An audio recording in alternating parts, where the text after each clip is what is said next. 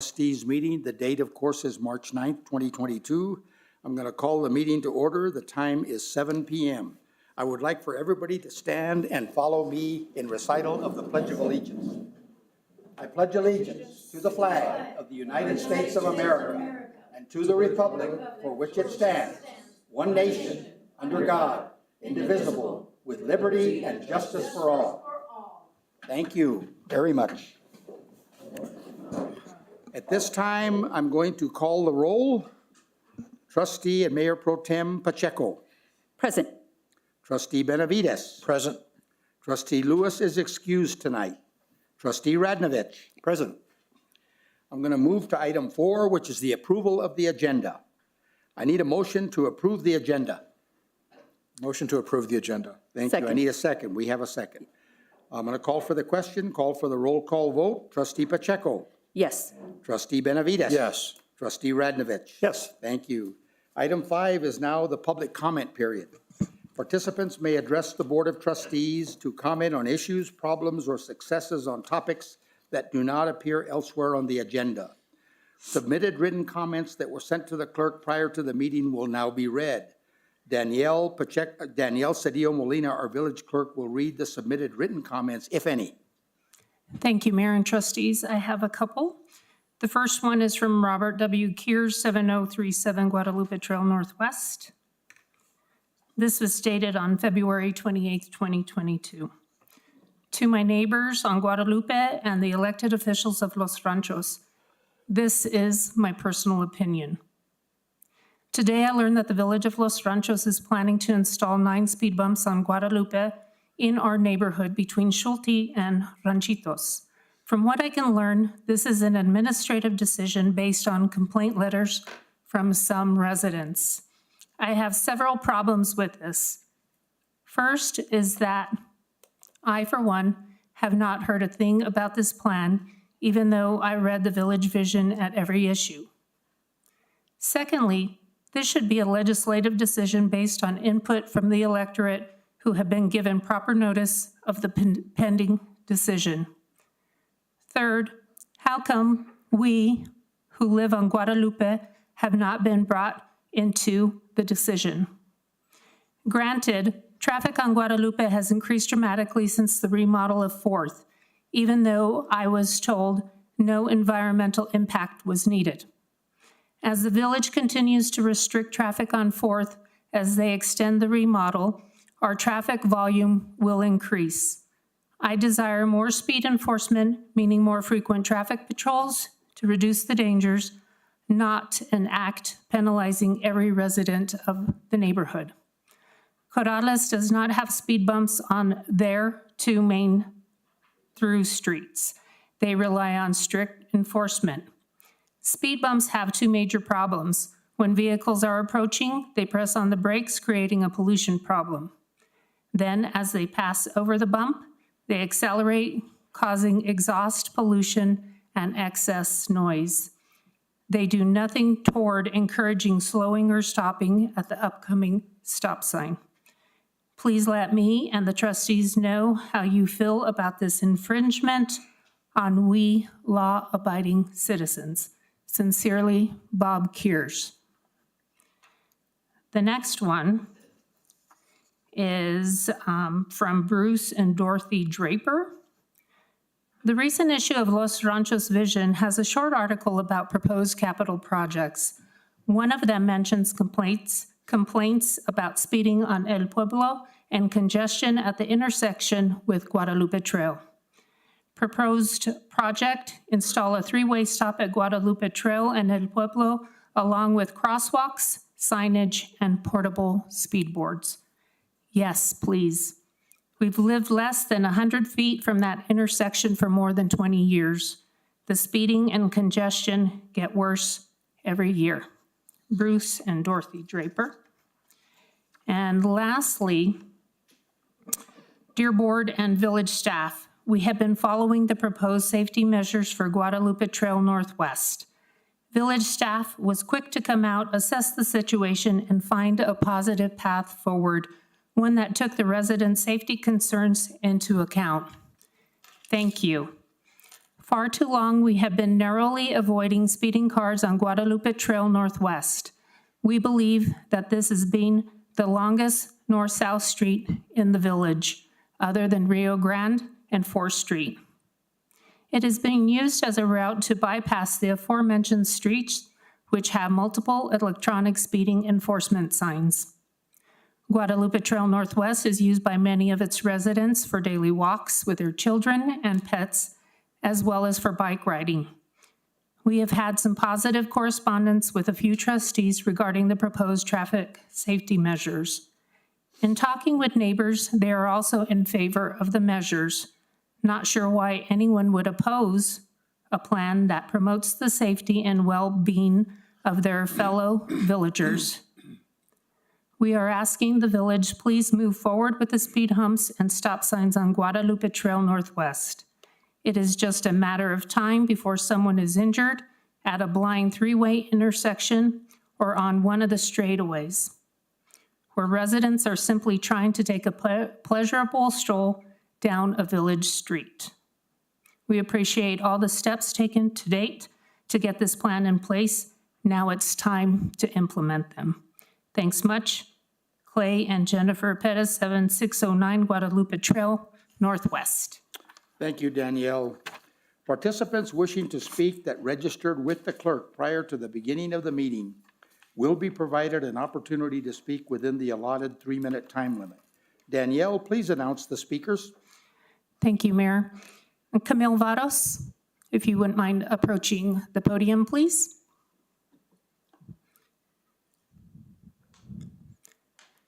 And if you would state your name and address, you have 3 minutes. Thank you, Danielle. Good evening, Mayor and Board of Trustees. Camille Vados, 427 El Paraíso, Los Ranchos, New Mexico. I like to voice my opinions, and I appreciate Danielle for reading comments, written comments, because those are voices that are valuable to be heard. And I would hope that when it comes to any items, whether it's in planning and zoning and sent applications that are being approved to the Board of Trustees for voting, whether an application is going to be accepted or not, I would hope that the comments from the residents of Los Ranchos are considered because it's about safety, it's about quality of life, and there's a lot of changes that have been brought forward on Zoom, and I know a lot of people, as myself, have problems even accessing Wi-Fi to be on Zoom effectively. And thank you for your hard work and your commitments. That's huge. But our residents, and I speak for myself, I can't speak for others, that change is going to happen, absolutely, but the matter and the way change occurs matters. And, you know, from single-family residence to density living, 3-story cluster living or density living, for me it's hard because I live in a neighborhood that I value, and I hope we can all work together to keep the village a village, and thank you. Thank you, Camille. Danielle? Thank you, Ms. Vados. Loretta Chavez-Smith, if you don't mind approaching the podium, please state your name, address, and you have 3 minutes. Thank you, Danielle. Mayor, Board of Trustees. Again, my name is Loretta Chavez-Smith. I live at 536 Chavez Road Northwest, right here in our wonderful village of Los Ranchos. I want to commend, number one, is capital project updates in our magazine. Nice job. Really, a lot of thought was given to this. Now, I'm going to get ugly. There was no thought at all. Year after year after year, the Chavez family has come to this meeting hall asking for a resolution to Chavez from 4th Street all the way to Rio Grande Boulevard. Well, once again, another year, another meeting, not even considered in this capital project update. And the money's there. Guadalupe to Rio Grande Boulevard, how many houses, how many families have to get on that street to leave their homes, to go to work, to go shopping, take their children to school? How many houses are on that road that feed into Chavez? I can tell you, my cousin Al Chavez, his home. I can tell you Caballero Estates, two places. There's the winery, and then there's Mr. Eads. Hello. Now, Chavez from 4th to Guadalupe. We have a total of the casitas, and there's 12 of them in there. 12 families, 12 cars, maybe 24. Because a lot of them have two. There's the Morrises, and this is all on the north side. There's 3 families there. Then after the Morrises, then we have another family, and then we have the bed and breakfast, the Smiths, coming on to Chavez from the north side. On the south side, now we have my mother's home. We have Randy Gallegos and his rental. Then I have my cousin Susie, who has a handicapped child that has to be picked up by a city bus to take him to his therapies and things like that.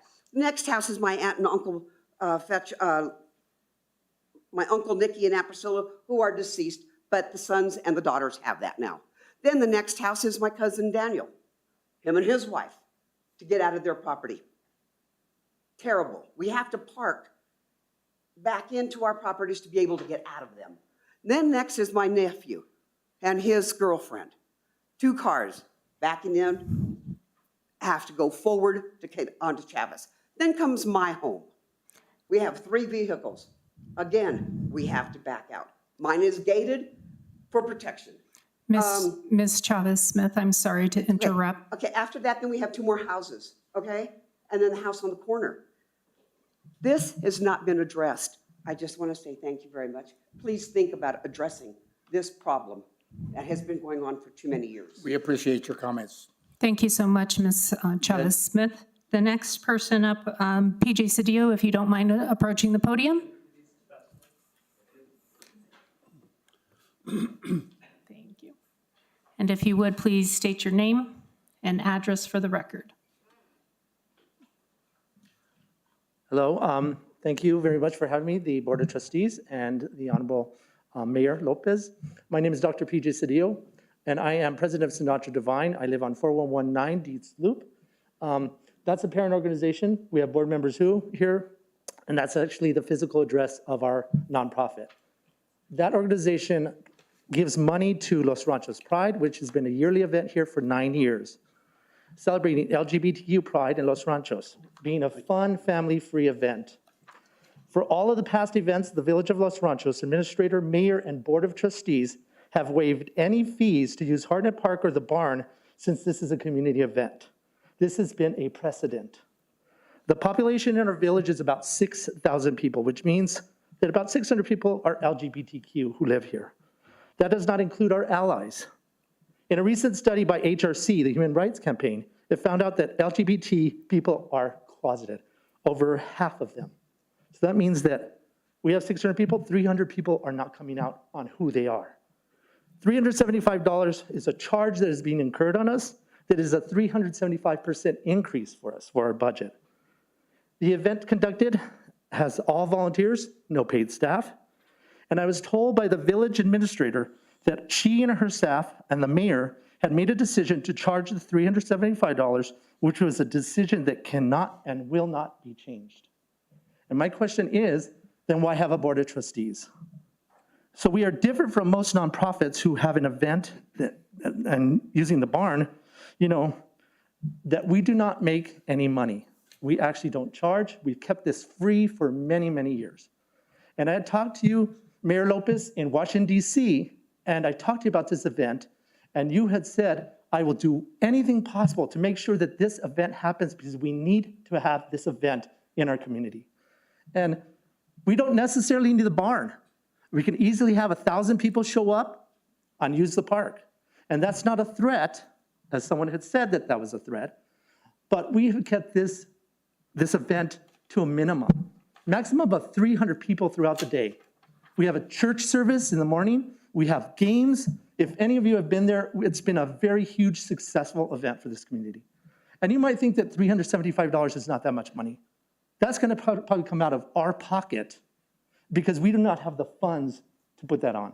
And it's the principle of the matter of the fact that this event has been granted to us by the past mayor, the past board of trustees, that this would be free and available. And we just do not have that money. Thank you. Thank you very much, sir. Danielle. Thank can you, Mr. Cedillo. Next, we have Michelle Kinsey Canova, I believe it is. Would you please approach the podium, state your name, address for the record, and you have 3 minutes.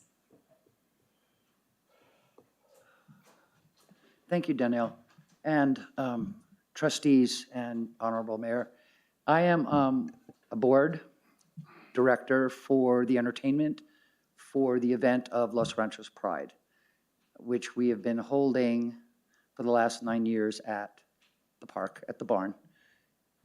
My question is, yes, we are a nonprofit. Yes, we do know how to get sponsors. Yes, we do bring in entertainment.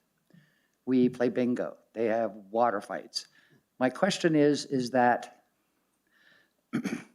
this price increase of $375, if we are forced just to be able to use the barn, including the outside, since we've seen the blueprints, and it also includes the interior and the exterior platform, which is what we've used before. Garcia Tents has always donated their tents and their stage. We have vendors that park up on the grass. I'm trying to understand the justification for charging us at the park. We have never had, the board, the mayor, we've never had complaints filed against Los Ranchos Pride. In the past, I have been with Albuquerque Pride on their board for 15 years. The cleanup is the same. They're all volunteers. We clean up the state park. We clean up the street on Central. In the same respect, we have cleaned up your park, the grass. We've had balloon fights. There's pieces of balloons everywhere. It's always a lot of fun with the kids because it's so hot. And of course, then we give lollipops for every single balloon piece that you return. But there's never been any complaints. So, excuse me. There's never been any complaints, so I'm trying to understand the justification of this new charge. And I understand that it's probably a blanket for all nonprofits. And I don't know what the fee has increased for weddings, quinceañeras, family reunions, just local organizations holding that are not nonprofit. If you could tell me what that cost. Has that gone up also? Has the $375 always been there, but you have always waived the fee before? Could you explain why you're now charging us? Let me offer this quick comment. Sure. First of all, I do remember in the past, because I've been a trustee and mayor for quite some time, approving the event. But it was never brought to my attention that there were any concerns about charges or anything like that. This is not on the agenda, but we will have a trustee informal discussion at the end of this agenda, and I'm going to ask each trustee sitting here to give me their opinion.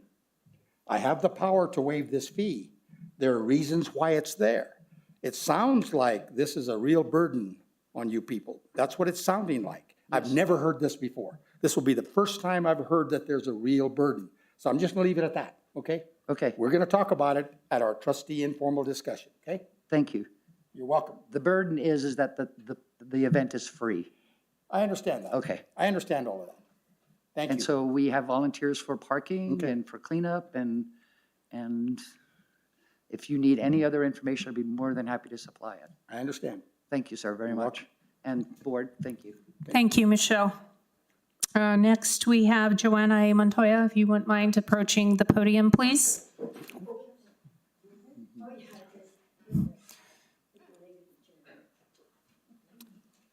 Ms. Montoya, please state your full name and address for the record, and you have 3 minutes. My name is Joanna Agustina Montoya, and I have been a resident of this area for the whole 68 years of my life.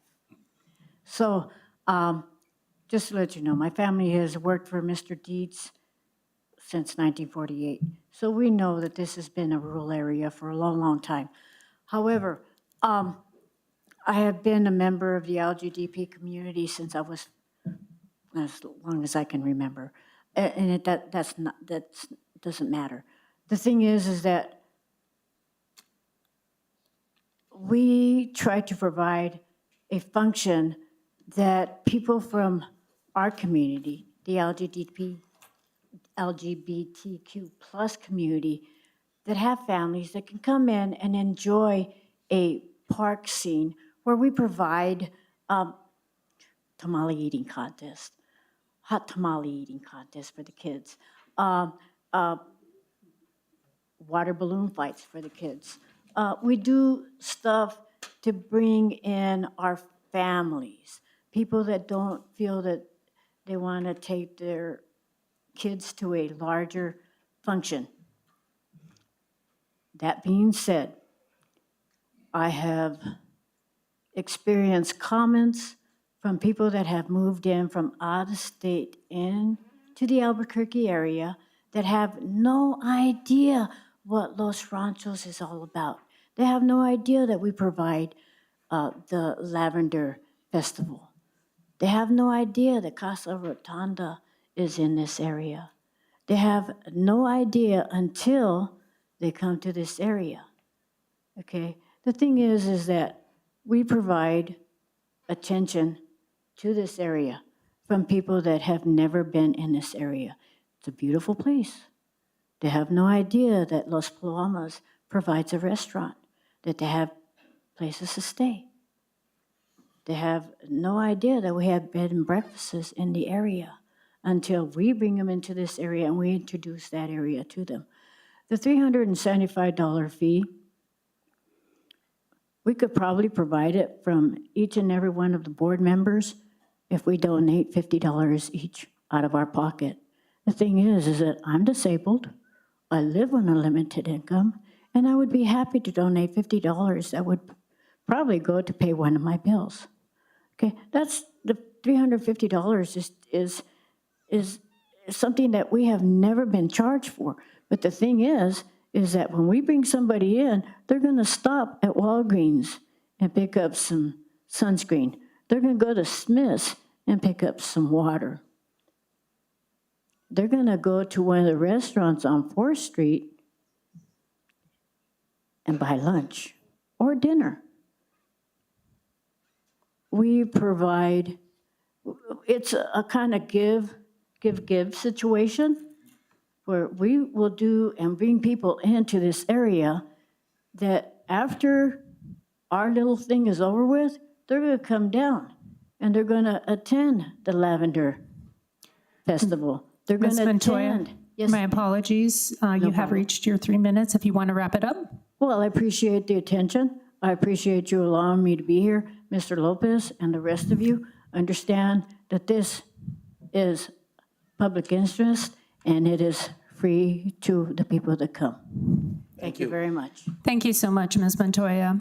If there's anybody else in attendance that would like to speak and did not sign up prior to this meeting, please approach the podium, state your name, address, and you have 3 minutes. Thank you, Mayor. Trustees, Joe Craig, 505 Calle del Pajarito. It's good to see you all again in person. odd as we come out of COVID. Again, I'm going to address you about our Planning and Zoning Commission and our Planning and Zoning Department.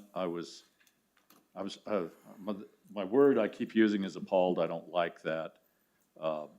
At the meeting last night, we have the first phase of a development going in the Village Center.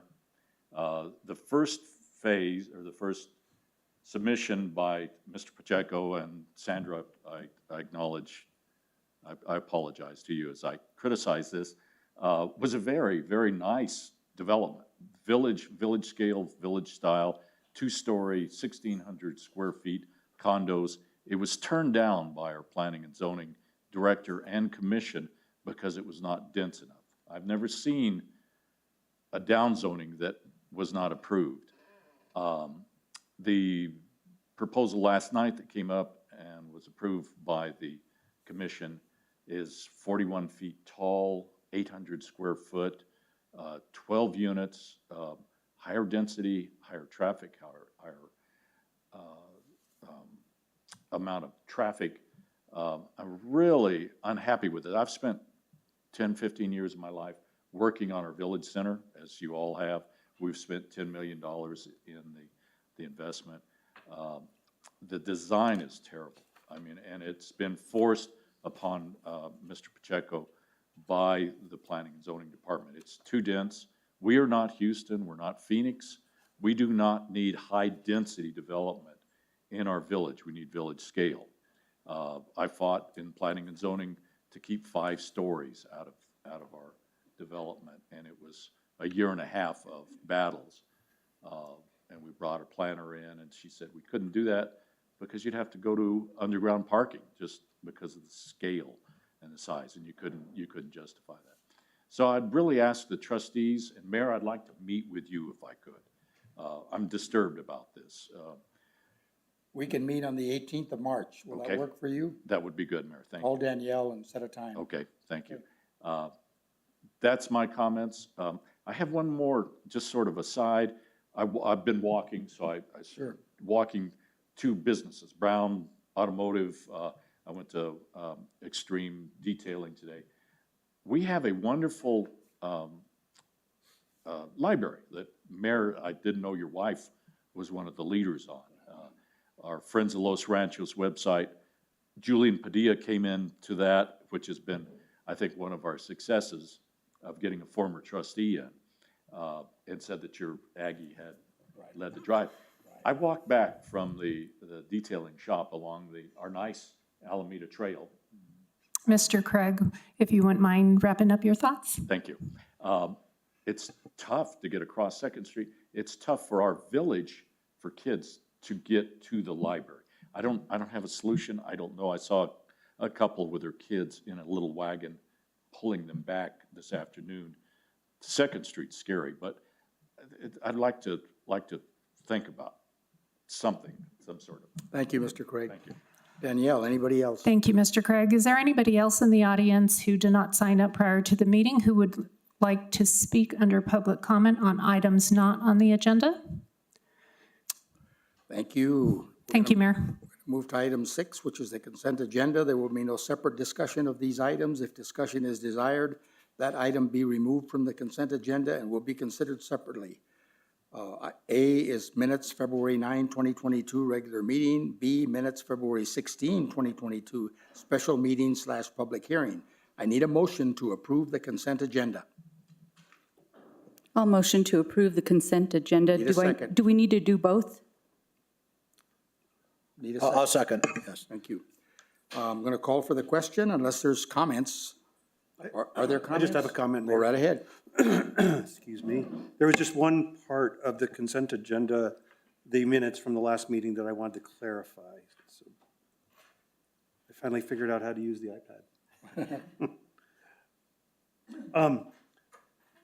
On line 449, or excuse me, 450 and 451, Trustee Radnovich, are you referring to February 16th minutes? yes, Okay, sorry.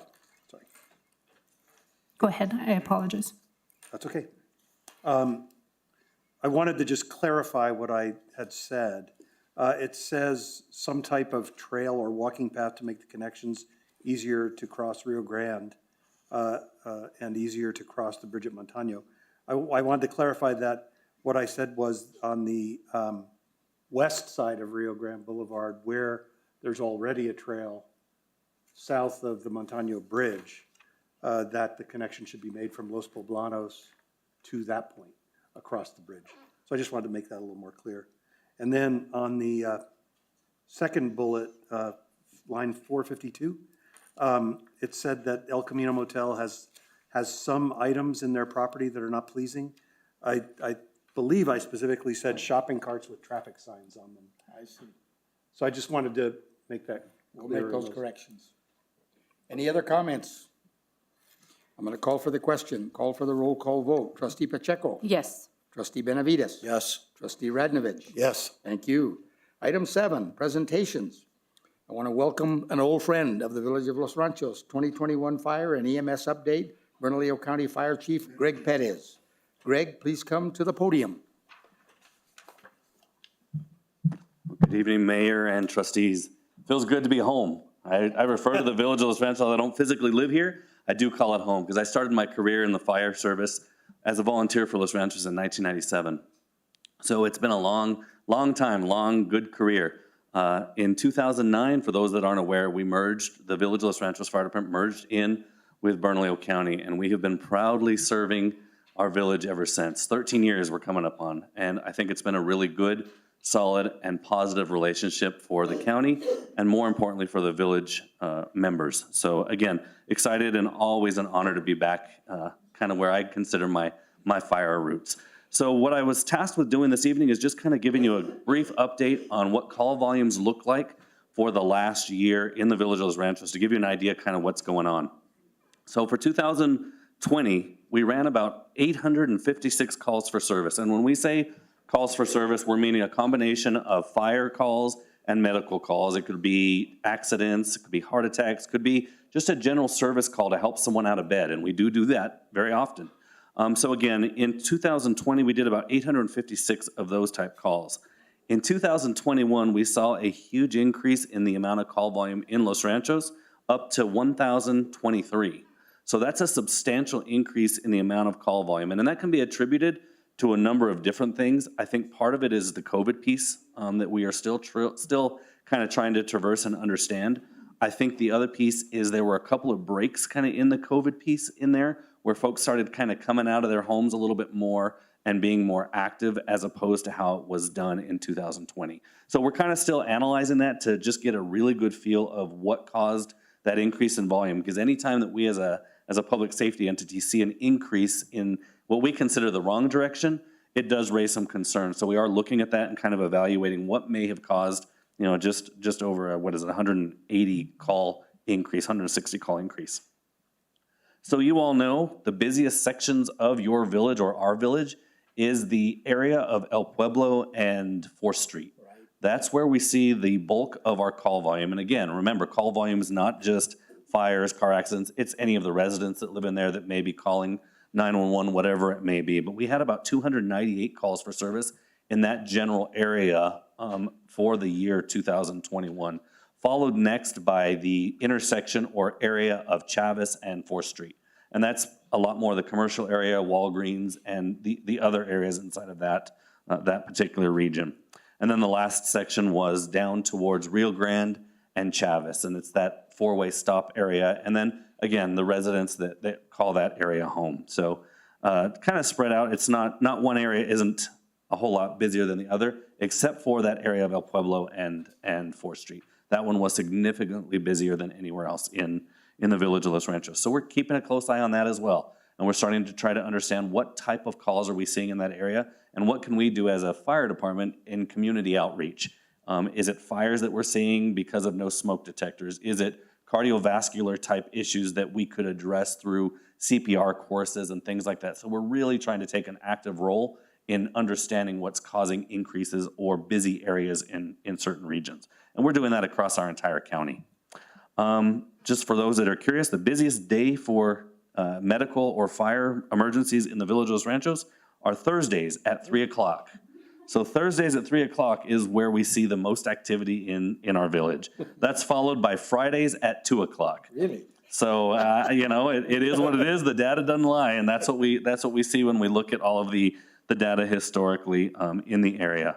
And of those 1,023 calls, 851 of those were medical related. So that gives you an idea. I mean, 80% of what we do now in the profession of firefighting is not fighting fire. It's saving lives from a medical standpoint, and that is a bulk of what our men and women proudly do for the Village of Los Ranchos. So, Mr. Mayor, trustees, I stand for any questions. I have a comment, Chief Bettis. There's two particular things that I want to commend you and your fire department about. Number one, when vaccines were first becoming available, you offered the vaccines at the Raymond Sanchez in January of 2021. That was a huge thing. That was very significant because people were scared, people were really worried, and so we got our vaccines, we got them quickly. I got mine a month later. It worked out beautifully. Secondly, I have to commend the fire department and your EMS staff. When my wife became ill before she passed, your staff came out twice in the middle of the night and showed up after I called 911 in less than 5 minutes. They were so professional. They did everything that was supposed to be done. The second time it occurred, she had to go in the ambulance to the hospital, and then we know what happened. So those are the two things that I think your department is as good as any department, probably in the entire country. That's the way I see it. And I welcome the trustees to say anything. I do have a comment. Thank you, Chief. I'm just curious, you said that you're studying kind of the things that are happening in the village and countywide. Is it a formal study? Is it something that we'll be able to get results from? Yeah, we can probably provide results, or I can provide an update as we start to see it, and it may be that we do it quarterly or at the half point of the year. We can do that. I don't know how quickly we'll be able to do that because there is a lot of stuff out there. We as a department are running close to 23,000 calls right now for service. So our call volume has increased quite a bit. But once we do have that data, I'll make sure to share it with all of you, and when we see kind of what the leading issues are. And Mr. Mayor, again, our men and women are out there and they proudly serve. But one thing that we pride ourselves as a department is compassion. Sure. It's not necessarily about how quickly we can get there, although that is a big piece to us. Right. But when we get there, it's delivering a compassionate level of service and professional. I saw it firsthand. And I thank you for that. And I know the men and women that are proudly serving the area do too. As it relates to the vaccines, I'm happy to announce that Bernalillo County administered just over 68,000 vaccines alone. And Wow. I probably did 4,000 of those myself. So it was a huge undertaking, and I'm glad that we were able to step up and make that big of an impact on our county. It And was our residents. incredible. It really was. It was incredible. Any other questions or comments? Go ahead, trustee. Yeah, so Captain Pettis, it seems like you saw approximately 20% increase in the number of calls, which is significant. Did you feel like you were able to handle it? Were you almost overwhelmed? No, we were able to handle it fairly well with the resources that we have. Being now that, and I can relate way back when I was the chief of the village. Back then, we would have had a really hard time trying to do that, being a single station with just the 5 on-duty resources. But now that it's merged into Bernalillo County, the resources are kind of endless in what we can bring to any kind of incident that happens. And basically, a fire in the village today, you're receiving 28 people on that scene, where historically, before we made that merge to the county, you were lucky if you were getting 12. So I think as far as being overran or overwhelmed, I think we're in a good spot right now. By the gracious of the county commissioners, we've been able to grow our department about 33%. So we are actually getting ready to expand with a new fire station on the west side near Atrisco Vista and Route 66. We're getting ready to do a remodel of our station that's down in the North Valley off of Bear Canyon.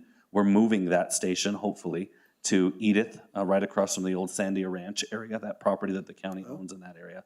So we are growing at a pretty good rate as a department, and as long as we can continue that growth, we can continue to respond to the call volume that increases. It's when that growth stops that we start to get ourselves into a precarious position. So currently, we're good as long as we can keep the funds coming into the fire department from the county commission moving forward, we should be good. Thank you. I appreciate the question. Any further questions from? Just one more, Mayor. Go right ahead, trustee. First of all, Captain Perez, thank you for your service. You were with the village's fire department when I was on the P&Z, and I remember very well. So thank you so much. I'm curious about the 4th and El Pueblo intersection and the 1,800 cases. Is that mostly in the senior housing apartments on the northeast corner? Mayor, trustees, so it's 298 calls in that I'm sorry. relative area. I'm sorry. And of those, a majority are in the 301 and 291 El Pueblo. It's been a while since I've had to remember those addresses. That's where we see a lot of that. That is a busy and kind of tricky intersection right in that area with the Lottaburger as well. So we do see some automobile accidents that occur in that particular area. And then you've got an aging neighborhood kind of all around that area. So it's kind of a, if I'm looking at it kind of through my scope, it's just a combination of those things that I think are making that particular area maybe a little bit busier. There is that possibility that people use that as a cut through to avoid the 2nd Street Paseo del Norte piece, and they cut down. I mean, there are a lot of things, and we won't truly know what it is until we dive deeper into the actual numbers and the call types. Where they are. Yeah. Thank you. Thank you very much, Chief Perez. So with that, thank you. Thank you. Look forward to being back in front of you soon. Okay, Thank you, very Chief. good. The next item on the agenda is B, Village of Los Ranchos Financial Audit, FY ending June 30th, 2021. The Jaramillo Accounting Group, who is led by Audrey Jaramillo and Mr. Sean Mortensen. Mr. Mortensen, you're here tonight. Please come forward and present the audit. Thank you, Mayor, fellow trustees. Before I forget, to give you apologies from the managing partner, Audrey Jaramillo. I had actually checked with her last evening before I left. She was fully planning on being here, but then this morning, something changed, and she had an emergency for a forensic audit and ended up flying to South Carolina today, so. Okay, we understand. All right. With that said, the report that I'm going over, I don't know, maybe you all know this, but the State Auditor's Office at saonm.org, you can download this whole report and previous years, at least 10, 12, even further back. So I'm sure you'll all go home and do that. All right, I'm going to start on page 1. And that's the independent auditor's report. The very first paragraph talks about that we've audited the financials of the village. And then the next paragraph goes into management's responsibility for the financial statements. Even though they're audited, management still is responsible for the fair presentation of the financials. And then on the next page, the very first sentence on page 2, we believe that the audit evidence we have obtained is sufficient and appropriate to provide a basis for our audit opinions. And then our opinion is next. In our opinion, the financial statements referred to above present fairly in all material respects the respective financial position of the governmental activities, each major fund, the aggregate remaining fund information as of June 30, 2021, and the respective changes in financial position and the respective budgetary comparisons for the general fund and major special revenue fund in accordance with accounting principles generally accepted in the United States of America. That is an unmodified opinion, or often referred to as a clean opinion. That's the highest assurance that you can receive in an audit of financial statements. All right, I'm going to jump to the first financial statement that's called the Statement of Net Position, basically the balance sheet of the village. On what page? That's on page 11. Okay. And I want to mention this too. The management's discussion and analysis is on pages 4 to 10. And that gives probably the best kind of context for the financials. And you get a comparison of the results of the previous year, June 30, 2020. The rest of the audit is just devoted to the 2021. So that's a really good place to start to get a good context of what occurred financially in the village, is that management's discussion and analysis. All right, so then on page 11, this is the statement of net position, where you get your assets, liabilities, and the net position of the village. As you can see, the total assets of the village is just over 50 million. Your liabilities are much lower, which is always good to see. That's a strong financial position, 3.7 million in total liabilities, and your total net position is almost 47 million. That was a 4% increase from June 30, 2020, or an increase of $1,965,720. And that figure is explained on the very next page, of page 12, called the Statement of Activities. And these statements are what we also refer to as government-wide. They're on the full accrual, so they have everything that's financially associated with the village. Statement of Activities, that it's a kind of a different format that the government requires, has the expenses in that first column. I'll just go through it. It was 4.3 million.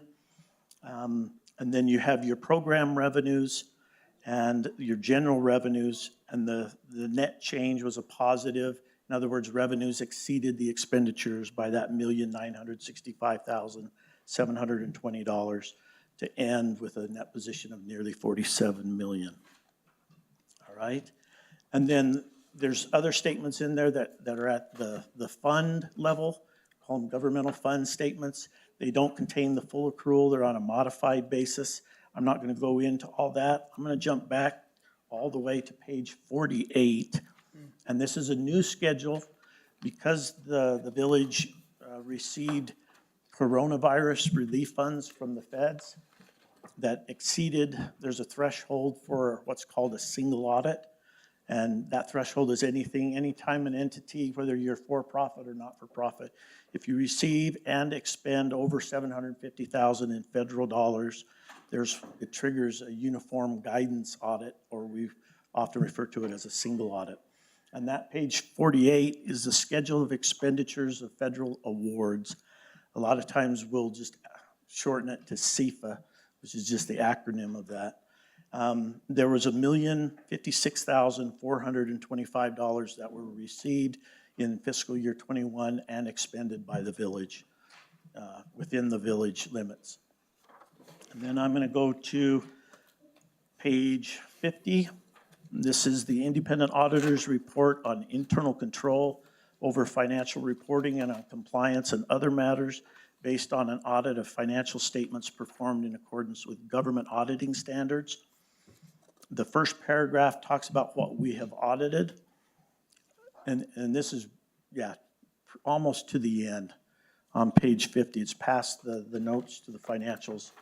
And so the first paragraph kind of refers to our opinion that I read on page 1, the Independent Auditor's Report, and then talks about the internal control over financial reporting. This is in that second paragraph on page 50. Right there. In planning and performing our audit of the financial statements, we considered the village's internal control over financial reporting to determine the audit procedures that are appropriate in the circumstances for the purpose of expressing our opinions on the financial statements, but not for the purpose of expressing an opinion on the effectiveness of the village's internal control. Accordingly, we do not express an opinion on the effectiveness of the village's internal control. Then that next paragraph, a lot of times you'll hear auditors refer to deficiencies in internal controls.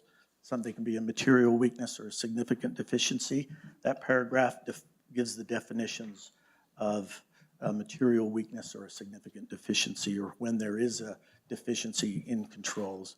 And so on the next page, 51, that first paragraph says, our consideration of internal control was for the limited purpose described in the first paragraph that I just read of this section, and was not designed to identify all deficiencies in internal control that might be material weaknesses or significant deficiencies. Given these limitations, during our audit, we did not identify any deficiencies in internal control that we consider to be material weaknesses. And then the next section, that compliance and other matters, the last sentence in that middle paragraph, the results of our tests disclosed no instances of non-compliance or other matters that are required to be reported under government auditing standards. That also means that in the current year's audit, there were no financial statement findings. for the village. Then the next page, 52, this is the new report because of the single audit that I referred to for the federal funds. It's the independent auditor's report on compliance for each major federal program and on internal control over compliance required by the uniform guidance. And so I'm just going to turn to page 53. We believe that our audit provides a reasonable basis for our opinion on compliance for each major federal program. And then our opinion is, in our opinion, the village complied in all material respects with the types of compliance requirements referred to above that could have a direct and material effect on each of its major federal programs for the year ended June 30, 2021. And then almost to the end of that page, the second to the last paragraph, we did not identify any deficiencies in internal control over compliance that we consider to be material weaknesses. Then next page, 54, summary schedule of prior audit findings. There was a finding in the June 30, 2020 audit that was fully resolved, and there were no financial audit statement findings for this year's audit. There were no findings in the federal awards audit as well. And then the last page that I will go over is called the Schedule of Findings and Question Costs. It gives a summary of the auditor's reports, and we've kind of covered this, but for the financial statements, we issued an unmodified opinion, which is a clean opinion. There were no material weaknesses or significant deficiencies identified, and no compliance that was non-compliance that would be material to the financial statements. That's also a no. Then on the federal award side, the internal control over the major programs, which was the coronavirus relief funds, there were no material weaknesses or significant deficiencies identified. It was also an unmodified opinion. And then that number 3, any audit findings disclosed that are required to be reported in accordance with the Code of Federal Regulations, there were none. And so then that last part that goes over the threshold, that it was $750,000, shows that your major program was the COVID-19 funds. And the village was not considered to be a low-risk auditee, and that's not, the reason is you hadn't been audited with a single or federal audit you have to be audited for 2 years with no findings to qualify as a low risk. So that's not a ding. All right, that ends my presentation. Thank you, Mr. Mortensen. And I questions? want to commend your staff on a good job, and also commend the village staff for handling an extreme amount of money and ending up with a very clean audit, which takes us back to the way it was before 2019, when we had a number of years of clean audits. So the village is doing a great job. They are. Do the trustees have any questions at all about the audit? Any of the trustees? I don't have a question, but I do have a comment. I just want to commend the village staff for what resulted in this audit. I think we worked through an unprecedented time, difficult for everybody. I'm proud that, that we've had oversight of our finances in the way that we have. I think we as trustees obviously are seeing the good work that staff does. And I just wanted to commend you, Mayor, and the staff for doing such a great job in the results of this audit. Thank you. Any other comments? Great presentation, and I can tell a tremendous amount of work went into this. And I suppose if you do it all the time, some of this stuff becomes like templates and boilerplates. And your presentation was what I was looking for in the report as a summary, right? Because to comprehend this, never having looked at something like this, is almost impossible for somebody like me. And I couldn't find a summary of what you just gave us, but maybe because this goes to the state, that is not an appropriate thing. Maybe that's what you would tell me, right?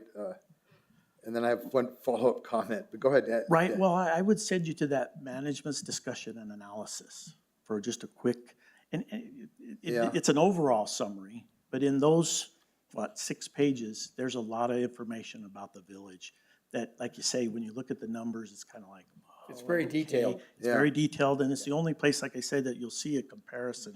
Because there's not room to, it gets really bulky to try and do what they call a comparison, where you actually see like 2 years side by side. But in that management's discussion and analysis, you'll see schedules that bring them together, and that's the only place in the report. Yeah. I was curious, like, how are we doing compared to other municipalities that are similar in size and things like that? But, maybe that kind of stuff doesn't go in this report, and it just kind of clouds up what you need to give to the state, is the issue, right? Right. But let me give you an example of a sentence that I really struggled with, that makes, this is a good example of why this is so incomprehensible to me.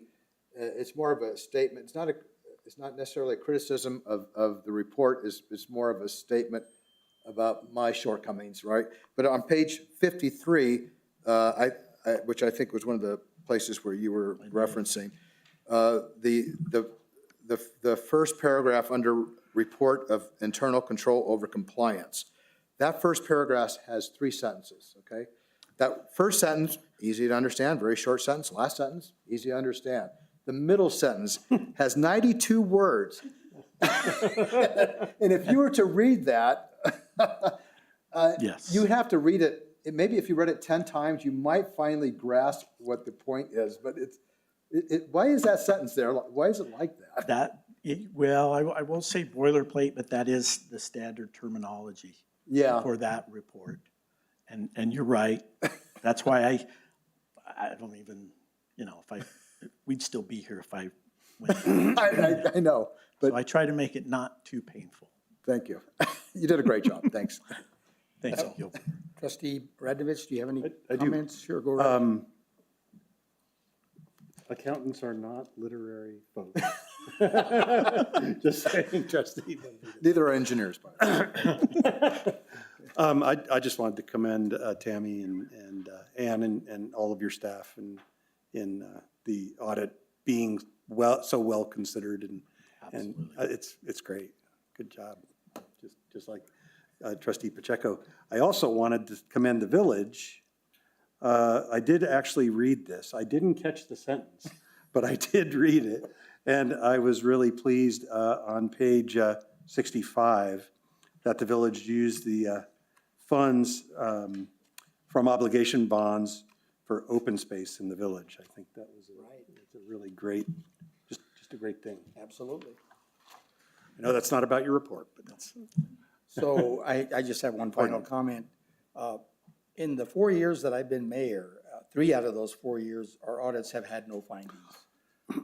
And I think I asked you at one time if that was pretty unusual in the state of New Mexico, and I think your answer was yes. Yes, Is that correct? that is correct. Okay. There's a few out there, but most, and there's some that have, 30 findings. Well, I met with Mayor of Santa Fe, Alan Weber, and I know Santa Fe's got over 100,000 people, but he told me they had a huge number of findings, and he's been wrestling for years trying to resolve it. Yeah, So for our village to have the kind of money that's coming in and the size we are, and have all these controls meet the standard of care in the audit industry is quite stunning in my opinion.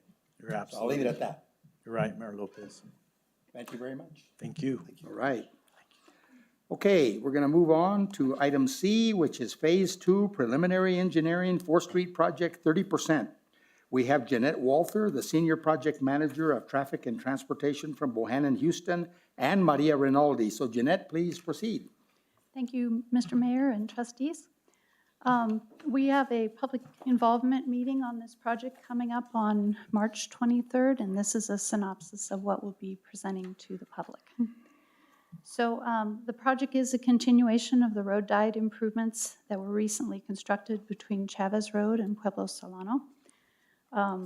The plan is to continue the road diet, to take one of the lanes away on 4th Street, which provides traffic calming and provides some opportunity to install pedestrian facilities.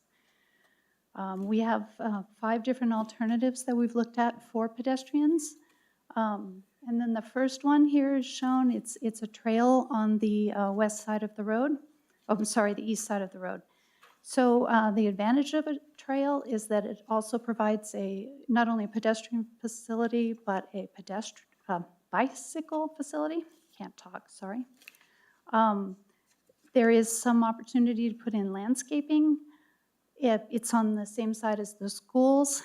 The disadvantage of this is it provides nothing to the people on the other side of the street. So if you're walking over there, you basically would have to cross 4th Street to get to this trail. And then, so we also looked at a trail on the other side of the street. It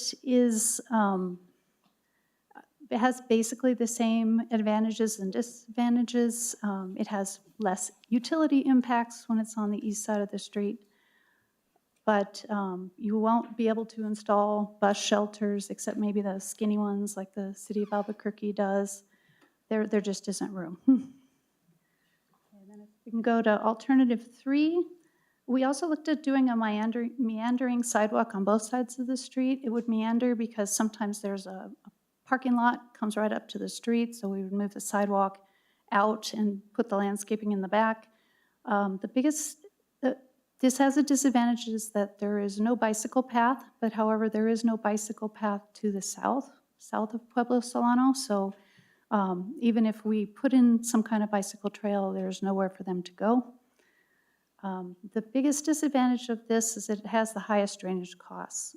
If we were to install curb and gutter, we'd have to put in a storm drain system with drop inlets, and in order to pick up the 100-year storm, we needed 115 drop inlets, which is a ridiculous number. So, and then the next alternative. So we looked at what we could do with the drainage, and we looked at still using the sidewalk, but providing an estate curb so that the water could just flow off of the roadway into the landscaping. This does allow room for bus shelters on both sides. It provides water harvesting for the landscaping. You would pick up the stormwater in the landscaping with some kind of a riser instead of drop inlets. Still no bicycle path. But if you are not familiar with the state curbs, that's what they have on Tinnon Road in the village. Okay, then we also looked at an alternative that has bicycle lanes in addition to sidewalk. It doesn't allow room for anything else. It takes up 100% of the right-of-way that's out there with just maybe room for utility poles on the outside, so there would be no landscaping. One of the reasons that we looked at this alternative is because this is what the Bernalillo County is currently planning north of the village limits up to Alameda. They've done a traffic study, and that's as far as they've gotten with their study. So Jeanette, could I interject quickly? Is there a possibility that there could be pockets along the 1.5 miles if we acquired a little bit of extra land where we could actually have landscaping and amenities and that sort of thing? Yes, you could do something like that, and you could also consider doing, for example, this alternative 5 maybe on the north side of Paseo del Norte so that bicyclists could connect to the trail along Paseo del Norte, and then you could use one of the other alternatives to the south. So there can be combinations. Sure. Okay. And we also discussed too that possibly, like right now, there's some bus benches and stuff out there. Right. They're basically on private property. Right. That maybe you could coordinate with the private property owner to do something. I see. Okay, so those are the alternatives that we'll be getting input from the public on. We're also going to look at alternatives for the intersections. The existing intersections all operate at a level of service of B or C, which is like 15 to 20 seconds of delay per vehicle on the average. We looked at putting in roundabouts. Roundabouts will not fit at Ortega and Los Ranchos. At Los Ranchos, there's the elementary school, and you'd have to take part of their parking lot, which is very difficult to do. And then at Ortega, we have the new tea house that's right on the corner, which would be impacted if we tried to put in a roundabout at that location. But roundabouts could potentially be put in at Ranchitos and El Pueblo. The advantages of them is that they do reduce traffic delay. We have analyzed them, and less than 10 seconds per vehicle. There's no electricity costs. There's reduced maintenance because you don't have to maintain a traffic signal. They do improve safety. They're a lower speed, plus it is impossible with just the one directional road to have T-bone or head-on collisions, or even side swipes, because it's a single lane. And those are the types of accidents that have the most serious injuries and deaths. And then it is a benefit also to pedestrians because they only cross one direction of traffic at a time, and they're able to look at traffic while they're crossing the road. So it is safer also for pedestrians. So those are alternatives that we're going to be presenting. If you can go to the next slide. This is an example of water harvesting. In this case, they put in a curb, and then there's just kind of a riser, like the picture in the corner where the water that overflows from a landscaping goes into the riser and into the storm drain system. It does provide some irrigation to the landscaping if it rains.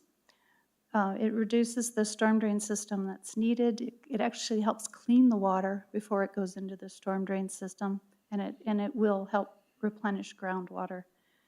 And then excess storm water from there would go to detention ponds. And if you can go to the next slide. We're looking at dual usage for detention ponds. We don't want to just put in a pond with a fence around it and not have usable property. So we're looking at potentially underground stormwater storage and infiltration where you could put a parking lot or some other facility on top of it. Another thing that we could possibly do is drainage ponds that are also designed as parks or soccer fields. And then if you can go to the next slide, there will be some right-of-way that's needed. We would need right-of-way for the ponds. We're looking at a parcel that's just south of Roll Road, one that's just north of, or one in the northwest corner of El Pueblo, and then a third parcel north of Paseo del Norte that's already owned by the village. And if roundabouts are constructed, those will also take some property in the corners. If we can go to the next slide. We are going to prepare a design for the entire corridor, but it will most likely be constructed in half-mile segments. So the first segment would be from Pueblo Solano to Ranchitos, or I'm sorry, yeah, Ranchitos, and then Ranchitos up to El Pueblo, and then the remainder of the corridor. And then the construction and right-of-way acquisition is dependent on funding. Are there any questions? Let me try this, Jeanette. I'd like for Maria to complete the presentation. Then I'm going to invite each trustee to ask questions or comments from there, if that's okay. Maria, please, quickly. Yes, just very quickly, I just want to explain the process from here on out. So this is the preliminary engineering phase to 30% design. Yes. The alternatives that will be discussed in the public hearing. That is funded. We're funded through 30% design. That will be closed out and go through an official closeout with NMDOT on that funding. When a alternative is selected, we have the funding in place for 100% design. So we will issue a task order and actually encumber the funds to begin that process as well. At this point in time, we have approximately $2.4 million available for construction funds. Right. Our engineer's estimate for phase 2A, what we will call Pueblo Solano to Ranchitos Road, is about 5.7 million. So we're still in the process, and that's without right-of-way acquisition. So we're getting those figures together now for the acquisition of property for the ponding, as well as the potential for the roundabouts. So that's an unfunded piece that we are, I'm seeking funding for as the phases go. I think our best bet is to fund each phase as we go along, just because in full, it's over $30 million with right-of-way acquisition. So that's where we are, and I can't really give you a schedule on that. It depends on how long it takes us to select the alternative and close out this phase, issue the task order to go into the final design phase. But we are shooting for fall 2022 to have 100% design of the rest of the corridor. And also, we're coordinating with Bernalillo County. They've completed their study and the alternative that you saw that shows the bike lane, we're in discussion with them on the termination of that to connect to existing bicycle facilities and their schedule and construction cost estimates as well as their funding potential. Very good. Thank you, Maria and Jeanette. So I will invite each trustee to ask their questions. Trustee Pacheco, I'm going to let you go first. Thank you. I guess I first and foremost want to make sure that we're all on the same page with regard to what we are going to do on that part of 4th Street. And what I mean by that, it's obviously not, it's not like the 4th Street that we have developed now, right? I mean, there's not as many businesses. It's a different road, I think, that we're talking about, you know, doing on the next phase, right? I think we all agree to that. I'm just wanting to make sure that, you know, and I know that through public comment, we're going to get some information back, and of course from people who live in that area, but just want to make sure that it's transportation friendly, more so than anything else. I mean, I rode up and down it the last few days just trying to get a feel for, you know, for what it could be like. And really it is more so transportation, whether it be bicycle or car or bus or walking even. And that's the scary part. I don't know if any of you have driven by there at night, but if there's people walking, it's a little scary. So I think lighting it up, but I think it's more fit for transportation than it is for pedestrian, but it's still very different than what we have now. And I'm just kind of curious if everybody feels that same way? I or- certainly do. Jeanette, do you have any comments on that? You've worked on these projects for many years. So I think, you know, we can, the benefit of the road diet is you get a traffic calming. And it will make it safer for pedestrians. It'll make it safer for people pulling out of driveways. And so that's the benefit of that. But it doesn't have to be as fancy as the one that was currently built. You know, we're not planning any twinkly lights or, you know. Compute done it. So, but, or patterned sidewalk. But you do have pedestrians out there that are trying to walk and they have nowhere to go. So this makes it more multimodal. Go ahead, Maria. May I comment on that as well? Sure. I believe that it was that based on the potential for funding and the realities of existing conditions, we will make it very clear that what was built in phase 1, if you will, is kind of the jewel in the crown. It has the highest concentration of businesses, and it was always seen as the priority for connectivity of the community to create, if you will, a Main Street sort of thing. We certainly want to continue that north. We want this to be, we want to add as much amenity as we can, dependent upon funding. And we also want to create an environment that provides for safety, storm drainage, but also the opportunity for redevelopment and new development, retention of businesses, and maintaining the village character. Those are all important. This is kind of a basic template of what we're looking at as far as what is available within the corridor for width to address the safety and the stormwater concerns, as well as all of the transportation concerns. When we get that handled, when we understand what the configuration will be, what is this actually going to physically look like, and then we can look at our funding, because it's hard to go from the beauty of phase 1, just that absolute stunning environment, to something that's drastically pared back. We will do everything we possibly can within funding constraints to be able to provide as much amenity as possible. But at this point in time, we're kind of looking at the basics. And so can we combine some of these alternatives together? So it kind of just stages it down? Yes, and we can build it in a manner that amenity can be added as development occurs, as great increase in pedestrian activity might occur based on the development, redevelopment, or the turning over of existing uses that promote that kind of thing. You can pour colored concrete at any time, you know what I mean? But we just simply do not have, I mean, it would be remarkable if we could build this magnificence all the way to Ortega. For sure. We simply can't. The village saved for 13 years to create that money. And we're looking at now with the raise of, I mean, costs have, the estimates have just quadrupled, frankly. We are looking at phase 2A being almost as expensive as what we built in phase 1. Maria, let me offer this comment. Steve Montiel is the transportation lead at Mid-Region Council of Governments, and he told us at the MTB meeting 2 weeks ago that in 1 year, highway construction costs have gone up 30% in 1 year.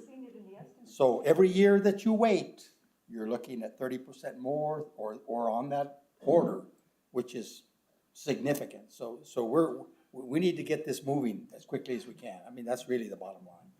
So yes, Trustee Pacheco. Thank you. Those were my questions, Mayor. Trustee Benavides. So this is a question for maybe us, a Board of Trustees, because you might know the answer. What is the process for us selecting an alternative? Let me tell you, when we did the last one, we had a public hearing. In fact, we had more than one. Am I correct? Mayor, I wasn't here for that. Okay, well, I know we had one for sure. George, you were here. How many did we have? Actual public hearings? We had at least 6. Oh, that many? And one was a charrette. Okay. Okay, so we had quite a few. Yes. And then, once the decision was made by the administration and the design group, which way we were gonna go forward, it was brought to the Board of Trustees. The plans, specifications, and cost estimate were brought to the Board of Trustees in November of 2017, and that's how we approved it. Then the bids were opened in early January, I believe, of 2018, and it turned out that the bids were quite a bit higher than what we originally anticipated, which meant to start construction in early February of 2018, the design had to be pared back using a process called value engineering. Now, you were here then, right, Maria? Okay, and so was Trustee Radnovich, because he was on the design group. That was the process then. This one should be very similar to that. I don't know why it wouldn't be. Mayor, may I? Yes. We actually have a bit of a difference now. We are Tell me. funded with both federal highway administration funds. That's correct. The stimulus, COVID relief money is considered federal highway administration Right. funds and has to be handled as such. All of our other funding and our match included in that is considered NMDOT funding. So there's an entire design review. There's certifications that have to be obtained through the process of design. Our final design and specifications must be approved by NMDOT. Right. Before it comes to you guys. And that's the way it's gonna be now. Yeah. So that's just the way of life. That's just the way it is. So You will pick the alternative. Yes. You will say, this is the design we want based on consideration of the public hearings and such, and they will be task ordered to proceed with that alternative or combination of, and that'll be handled administratively by task order, and the funds will be drawn down, and we'll proceed from there.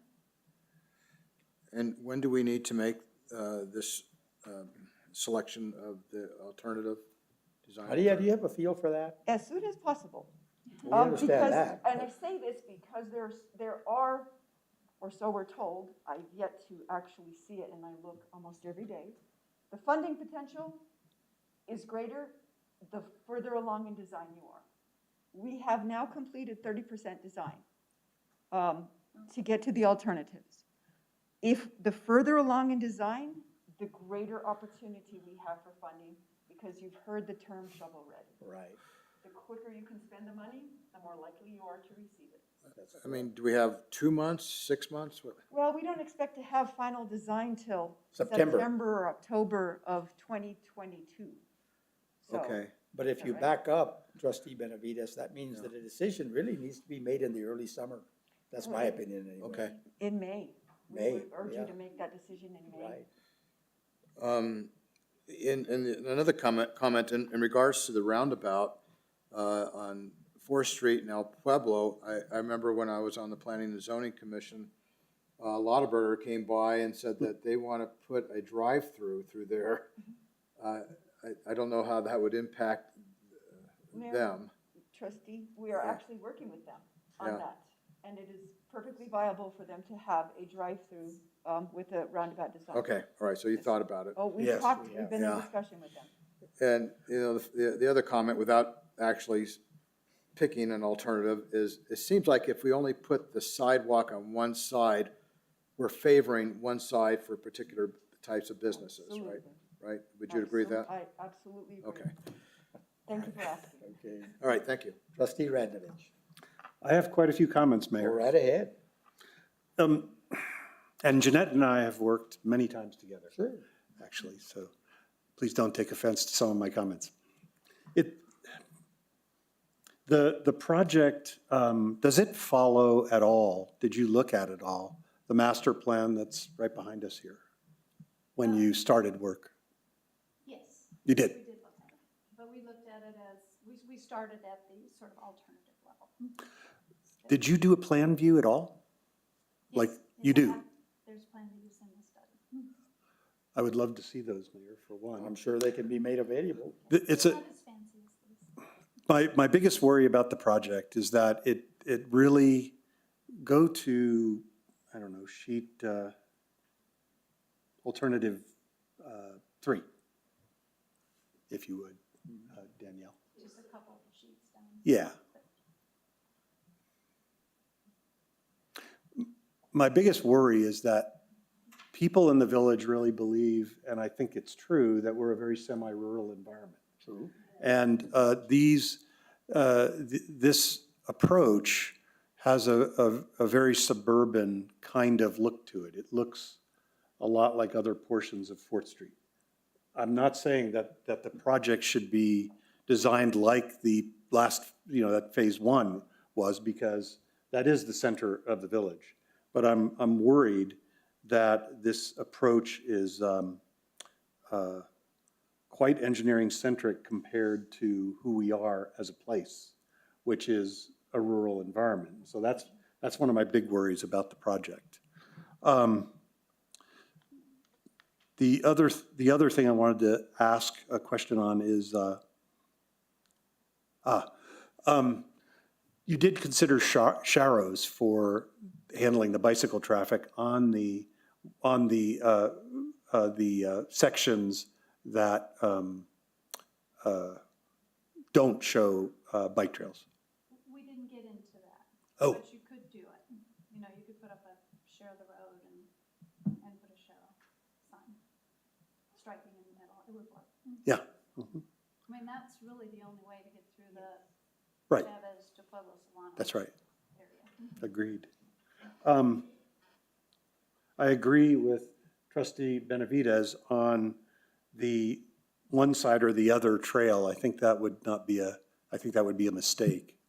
The other thing that I agree with is what Trustee Pacheco said, that, the pedestrian, I think, is the most important for this project, but this kind of approach looks very vehicular-oriented. And the reason I would like to see the plans, as opposed to just the sections, is because it really needs to respond, the road needs to respond to the land uses along the way. And so if the land uses aren't being attended to, then the road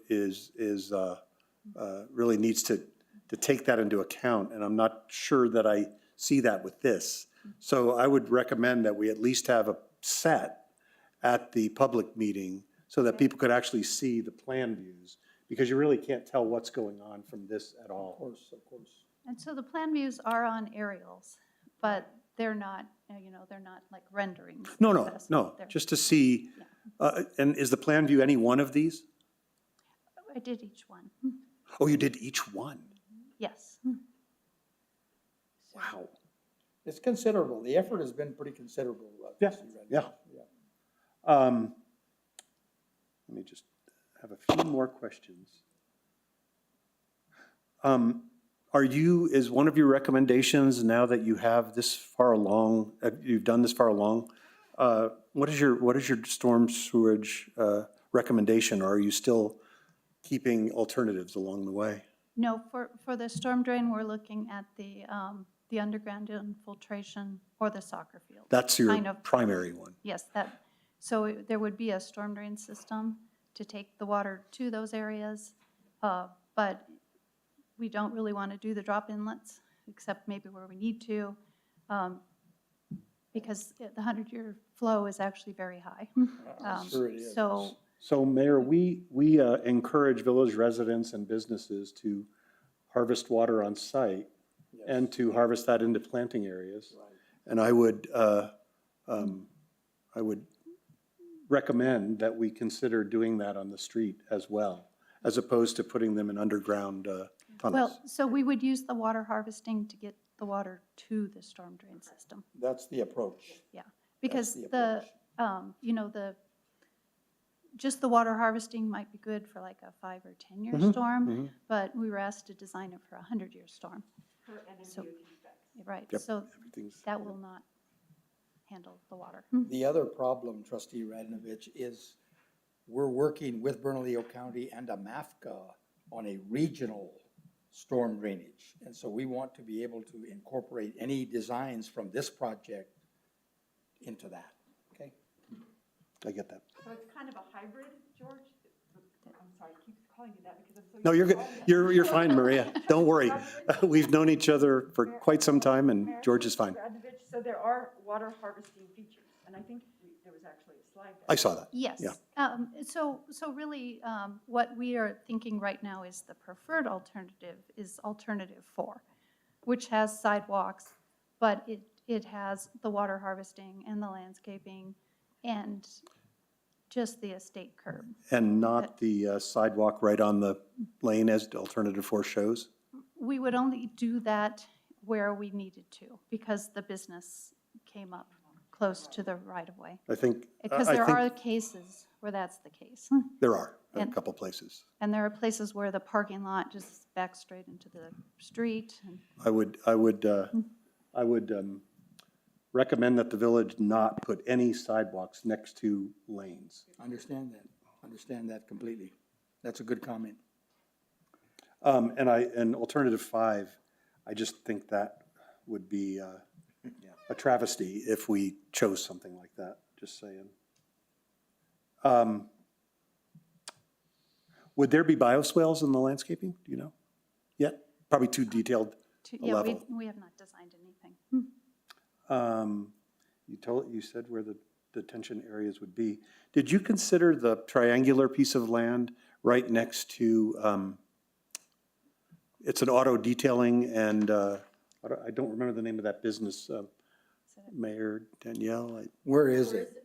It's the business that remodels cars, that sends them all over the country, remodeled cars all over the country. Either Oh, I'm sorry. It's kind of across the street from Casa Benvenides. Yes, it's a white, mostly white in color. Mhm. Yes, I know. There's a parcel of land, it might be owned, but there's a parcel of land that's a It's triangular a triangular. piece of land. Was that considered? Or we is there just- drainage, grading reasons why that? So we do need to have a parcel in each segment that we construct. We looked at several parcels and we just met with the village staff to discuss where plans might be, what might be. Like, for example, the ones just south of Roll Road, that's for sale right now. So that's a benefit right there. So we looked at alternatives. And there's no way to get away from ponds? No, Not for the 100 years. Not for the right? 100 year. not That's for the the problem. 100-year. That's the problem. But it can be underground. It can be underground. It should be underground, in my opinion. I probably have a few more here, but I look forward to seeing more and look forward to the public meeting. Oh, one other thing I was going to say. Mayor, I think we should have more than one public meeting, and I think we I should don't have disagree with that. a handful at least for this phase, because there was a lot of people interested in the project from, all the way from Ortega Sure. to the We'll have to work it in, conclusion we'll of have it. to figure it out. Yes. So in the existing task order for 30% complete, there was, the requirement was one public hearing. We could adjust that, obviously. Yeah, It's and we need to NMD's have one to get the environmental clearance. It's at MDOT standard. Right, and we could even, proceed with the environmental clearance after we had one. And you could always have other meetings. Understand. Okay, great. Any further questions? No, I just continue to reiterate rural, and none of these really looked at rural, so, I hear you. Thank you very much. Thank Thank you, you. Jeanette, and thank you, Maria. yeah, thank you. Okay, so we're going to move to item D, which is a progress report, Los Ranchos Village Center redevelopment, Weston Glass Palindrome Communities. Palindrome staff are unavailable to join us tonight. If you have any questions regarding the report that was included in the packet, Administrator Ann Simon can relay them to Palindrome and get back to all of you. So let me go trustee by trustee. Trustee Pacheco, do you have any comments on the Palindrome? I do. I have just a few. On bullet point number 2 regarding the samples for asbestos, where were those samplings taken from? And I'm assuming we're not going to get a lot of answers to these questions unless you happen to know, Ann? Mayor, trustee, I'll do my best.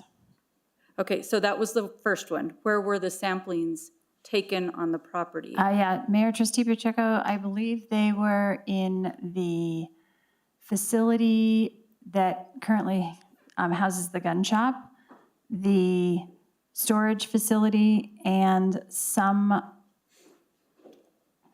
I don't believe the mobile homes, because they're going to be removed separately.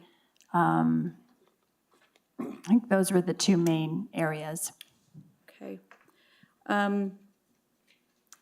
This is bullet point number 3, just kind of curious what the timeline is, and this sub-bullet 2, with regard to the self-storage building. I know that they're waiting on some permits and so forth, but do we have a timeline? Mayor, trustee Pacheco, we hope in the next month that will be gone. Okay. Okay, on to the next page. With regard to the financing, do we know, is Palindrome confident that they're going to obtain that financing for the completion of the project? I mean, are they feeling comfortable with that? Mayor, trustee Pacheco, yes, they are very confident. This is not a competitive application. Okay. And let's see, then moving down, I know when we had started to talk about this, we were talking about senior living versus family living, and it looks like that's not going to be able to happen based on what they came back with. So is every one of the buildings going to be a combination of, family and senior living? Multi-generational. Multi-generational, yep. Mayor, trustee Pacheco, that's as far as we know, correct? I think that answers my questions. Thank you. Thank you. Trustee Benavides, any questions? No, I don't. Trustee? No questions. Wonderful, then that concludes the palindrome. Let's move to item B8, departmental reports, mayor's report, administrator, agri-nature, and on down. The departmental reports are included in the packet and reflect all activities listed. The governing body has questions for staff regarding the reports. We will have each trustee ask all of their questions before we move to the next trustee. So let me go ahead with trustee Pacheco. Here I go again, talking a lot. That's okay. Mayor, just a comment on yours. I just, again, want to commend you, staff, for doing such a great job in our financial position right now. And again, the audit showed just where we were, and it's been a pleasure for me for the oversight of that. And let's see, this next one is for you. This is regarding, and maybe Maria too, the funding, the legislative funding. I mean, is there a time frame for notification on this? I know we've been waiting and we're still kind of not sure what's going to happen. Is there a time frame for these funding decisions to be made? Let me offer this comment on that. In early January, there was an anticipation that the governor's infrastructure summit would, provide significant funding for infrastructure throughout the state of New Mexico. The mayors were all told, every mayor in New Mexico was told, ask for the maximum amount of money that you might need. And New Mexico Municipal League put together some interesting materials that they presented to the governor's office. That infrastructure summit was going to be in person, and then 2 days before the in-person meeting, they changed it to a Zoom meeting, which meant we didn't have the opportunity to physically meet the governor of New Mexico and talk to them, or talk to her about what we were asking for. Since that time, there has been little or no information from the governor's office about what was asked for during the infrastructure summit. So I don't have an answer. I just don't have an answer. And by law, can that just, that be extended for a year, 2 years? I am told that the governor's office and the people who are administering the reviews of all of this are trying to figure out perhaps what are the rules for doing it? How do we notify communities how we're going to do it? When do we notify communities how we're going to do it? And so I'm in the process of trying to find out answers to some of those questions even over this next week. But I wish I had a good answer. I just don't have an answer. Mayor and Trustee Pacheco, also, the governor had, I believe, until today to sign all of the capital outlay requests. Correct. So we will know by tomorrow if our funds are But there. that's only the 400,000 though, right? Exactly, Mayor. That is the 400,000 for 4th Street and the 75,000 for the Agri-Nature Center. Right. The other infrastructure money, we are still waiting on. And this is an unprecedented amount of money that the governor has. And I think, as the mayor said, they're waiting on the rules from the feds. So this is a very new situation. Okay, thank you. Okay, on to the Big Gym parking. Sounds like you had a good meeting. And so the option is now to park off of, and I don't remember the name of the road. Rio Grande Lane. Was it Rio Grande Lane? Yes. Inside the property? Correct. Yes. And is that really going to provide enough parking for their events, do you feel? Yes, Mayor, Trustee Pacheco, they are going to forego some of their field for parking because they don't want to incur liability with pedestrians on Rio Grande either. Okay, thank you. Let's see.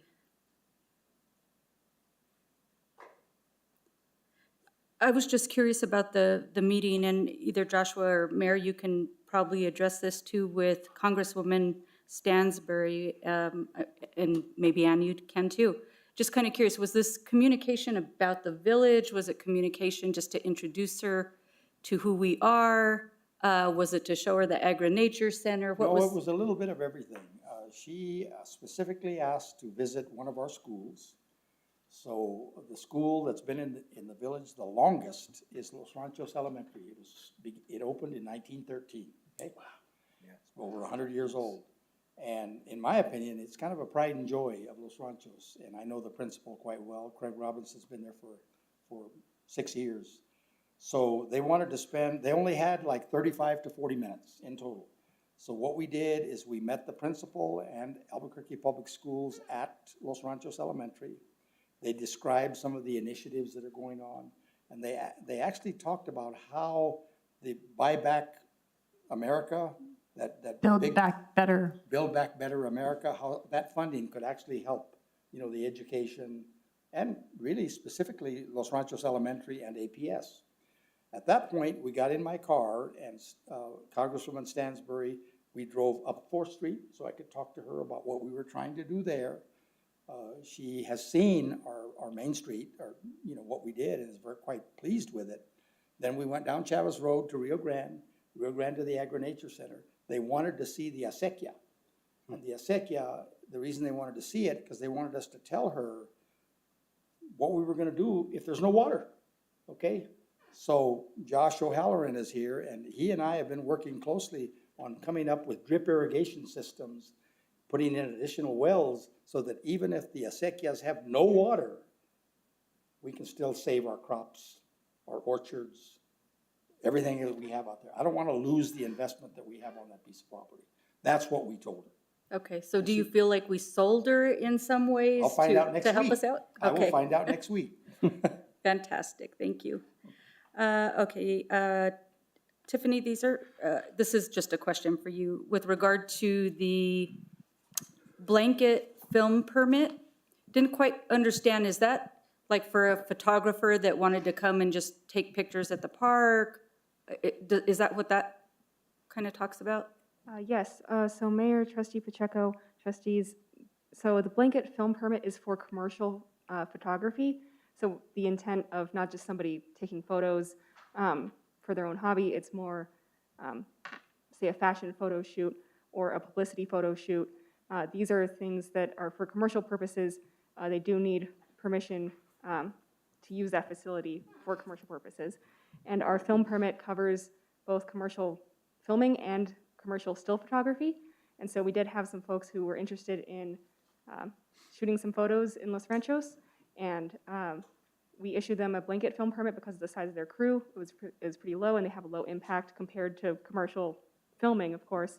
And this is something that's similar to what the city of Albuquerque does as well. Very good, thank you.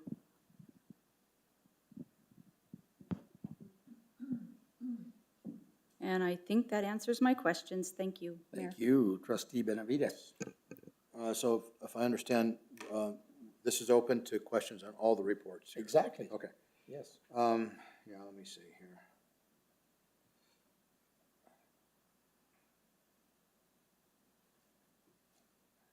There was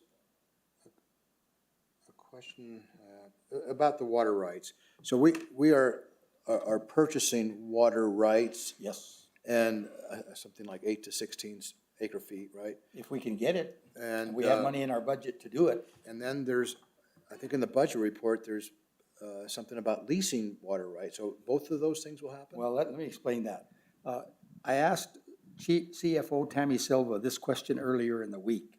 We had leased water rights from the village of Los Lunas. I understand that ends next year.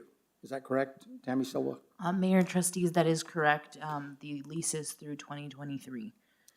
The purpose of the lease was Okay. to be able to get water, additional water, that the village of Los Lunas was not using, that we could put on our property. But we're not gonna need it anymore. We're gonna have our own water rights. Okay, but we had leased water Yes, yes. already, Already. which means we had a well to get access that water. Well, that's not really what happened. The village of Los Lunas gets surface water. So we're talking surface. We're talking Okay. surface water. We're not Right. talking about groundwater. Okay, so the purchase is for ground? Yes. Yes, okay. It's for ground. That's right. All right. I think that's all. Okay. Trustee Radnovich. Just a few things, Mayor. I didn't have any questions on your report. On Ann's report,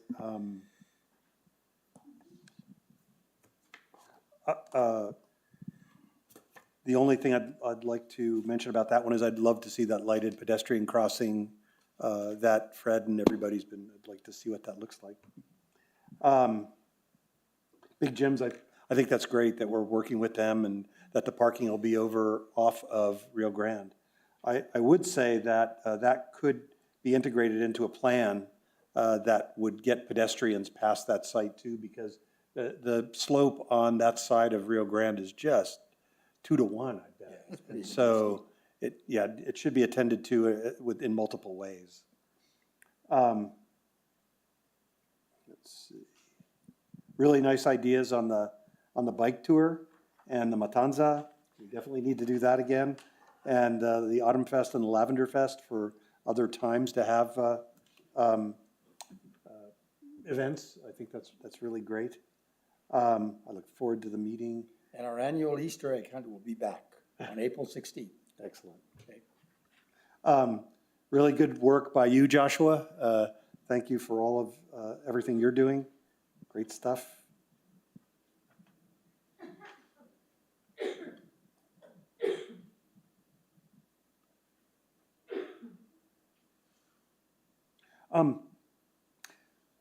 On, I think it's Maria's report. The very last bullet, Maria, I just had a question about that. We had a speaker earlier on, Ms. Chavez, that spoke about the Chavez Road Trail, and we are encumbering funds, are we not? We have an application, Mayor Trustee Radnovich, we have an application which we're anticipating hearing our award status any day now. It's Transportation Alternative Program. It's Federal Highway Administration funds administered by the state to provide a pedestrian trail on Chavez Road from 4th Street all the way to past Rio Grande Boulevard to the MRGCD facility. Excellent. And it's a beautiful, it's going to be a beautiful trail. Yeah, I would recommend that we hire not just an engineer, but also a planner and a landscape architect for that. Just have them saying. on call. We have them on call. Yes. Already talked about that. That's everything. All right.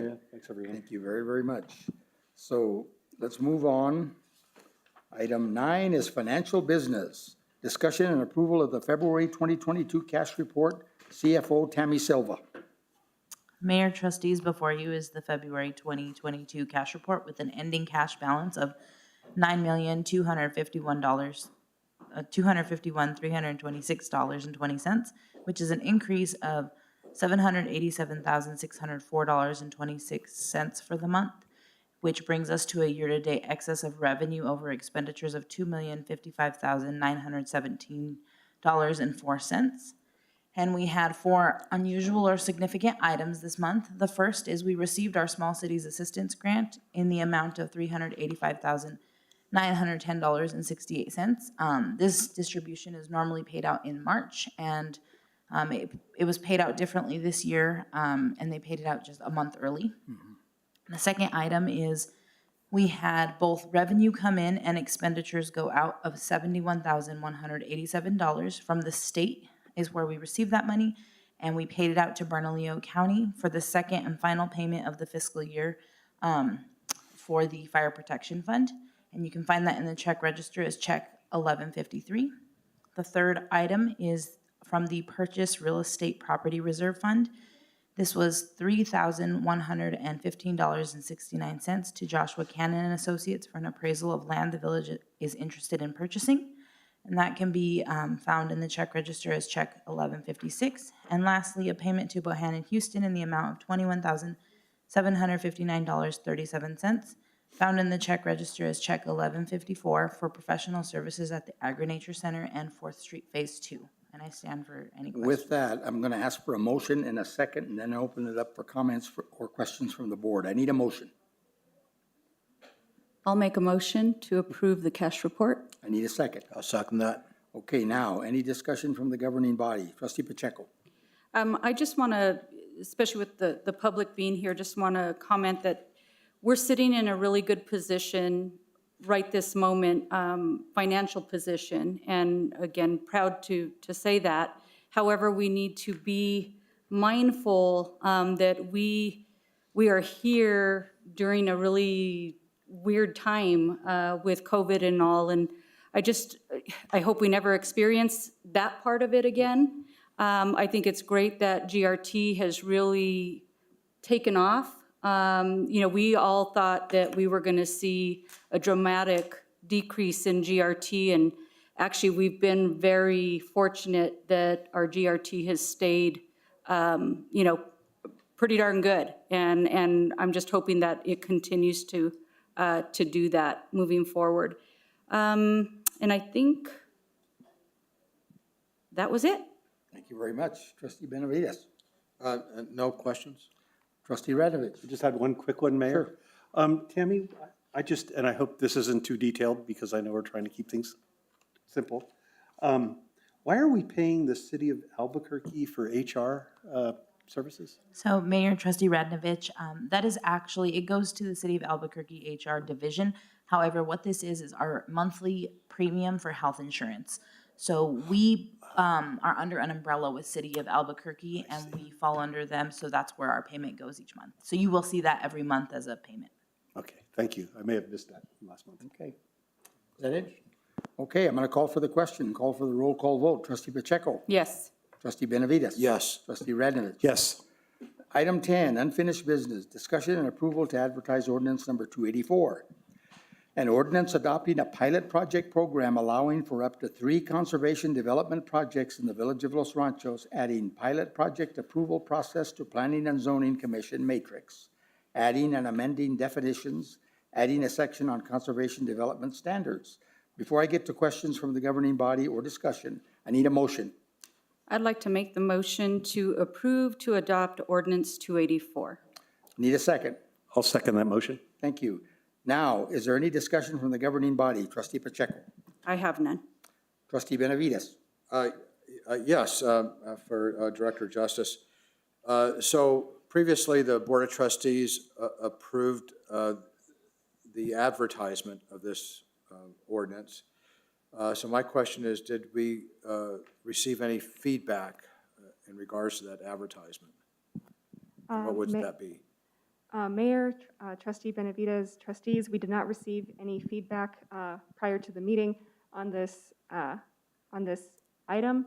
And also, this ordinance, I would like to mention, is slightly different than the one that was presented to you last month. So if I could, I would like to just highlight some of the differences. Go right ahead.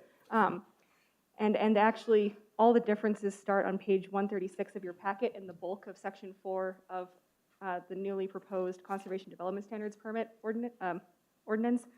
And you'll see that the differences here are going to be striked through in red and underlined in blue. So I just kind of want to go through this. Primarily, this is in response to trustee feedback.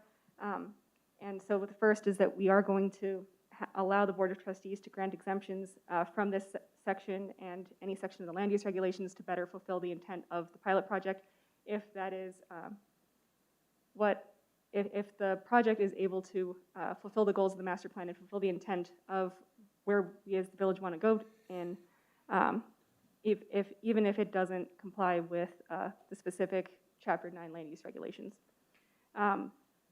Same on that page, subsection E3A, there was a reference to a deleted section from an earlier draft that I just deleted just for consistency.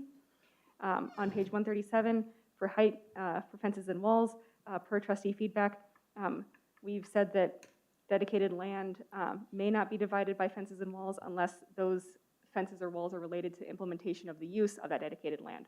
So if there's agricultural uses, you need to corral the horses away from the vegetation, then that makes sense. But the intent of that was still to provide continuous open space not divided by walls. For existing building, also based on trustee feedback, this section, subsection H1 was redundant, so has been removed. Essentially, our non-conforming uses and structures section still applies, and it doesn't need to be restated again. At the bottom of that page, when we talk about dedicated land, the different uses, we did amend the floor area ratio and how it applies to the agricultural dedicated land to say that enclosed structures shall count towards the floor area ratio, that total that is allowed for development on that site, and unenclosed structures won't count. This is relatively consistent with how we usually implement our floor area ratio. We allow porches, portals, gazebos to not count towards your floor area ratio, but enclosed structures do. And then also similar to that, we are encouraging in our conservation open space preservation of existing natural landscapes. And this is something that the Board of Trustees especially has discretion on, especially for things where these things are encouraged and not necessarily required. This is where the Board of Trustees has the discretion to say, well, we would really like you to do this, or you don't have to do this. And so there's that extra added benefit to that for the pilot project. On page 141 and 142, there are some additions just for fees, just because we realize that if we don't include the fees, then there technically are none. We do have a fees resolution that covers our other development permits. However, in lieu of changing that entire thing or potentially revisiting the existing fees, we wanted to just incorporate this here. And then also based on trustee feedback on page 141, we are requiring, in addition to the primary site plan, preliminary site plan, we're requiring a landscaping plan as well. especially to just show that dedicated land use. And thank you for that, and I stand for any questions. Okay. At this time, I'd like to go ahead. You had no questions, Trustee Pacheco? No, just wanted to say nice work, Tiffany. Thank you. Trustee Can can I ask? Of course, of course. So today, we're just here to vote on the pilot project only. And I assume at some point, we will learn, there'll be lessons learned, and we will then implement a permanent version of this conservation development program. So I'm wanting to know if there's going to be a process for us to make changes to the code that we see before us, before it becomes permanent. Do you want to try that Yes. question, Tiffany? Mayor, Trustee Benavides, trustees. So with this pilot project, we're allowing up to 3. We're allowing a lot of discretion from the Board of Trustees for deviations from anything within this in case there are things that we don't like within this or things that we see that need to change. The idea is that we're allowed to do up to 3. We don't have to do 3 if we end up wanting to rescind this ordinance or adopt it fully before that. And essentially what we've built into this pilot project is that upon completion of half of the buildings on the project site, that the applicant come back and present to us, the results of their project. This way, we as a community get to see the results of this and then get to revisit whether or not we need to change anything. If we do want to make revisions to the ordinance in the in-between, staff are happy to revise anything in the meantime, though those changes would be, I guess, slower than necessarily an application that is pending before you. So that's where that extra Board of Trustees discretion comes in, where it's probably better for you to be making those changes and to specific projects rather than changing the ordinance, just because it'll apply to that project specifically, and you guys have the discretion to do that. Oh, so are you saying that you're just going to have the option for the Board of Trustees to make changes at their discretion, and that's how we will move forward? Yes, during the pilot project period, that is the case. No, but I'm saying if we choose to adopt this on a more permanent basis, I'm wondering how we get that input into the code. Yes, there would be a revision period where we would again ask for feedback and reports back from the applications, and then we would present potentially changes to the ordinance, and we would present it again for trustee feedback, for public feedback, before potentially adopting a new ordinance. Okay, and I'm assuming that that there's not really a zone change that will be done for the conservation development project, right? If it was A1 to begin with, it continues to be A1. Is that correct? Yes. So the reason why we call this a development standards permit is because the uses that are allowed in residential zoning, residential and agriculture, are still maintained with this. The only difference is the configuration and how that's accomplished.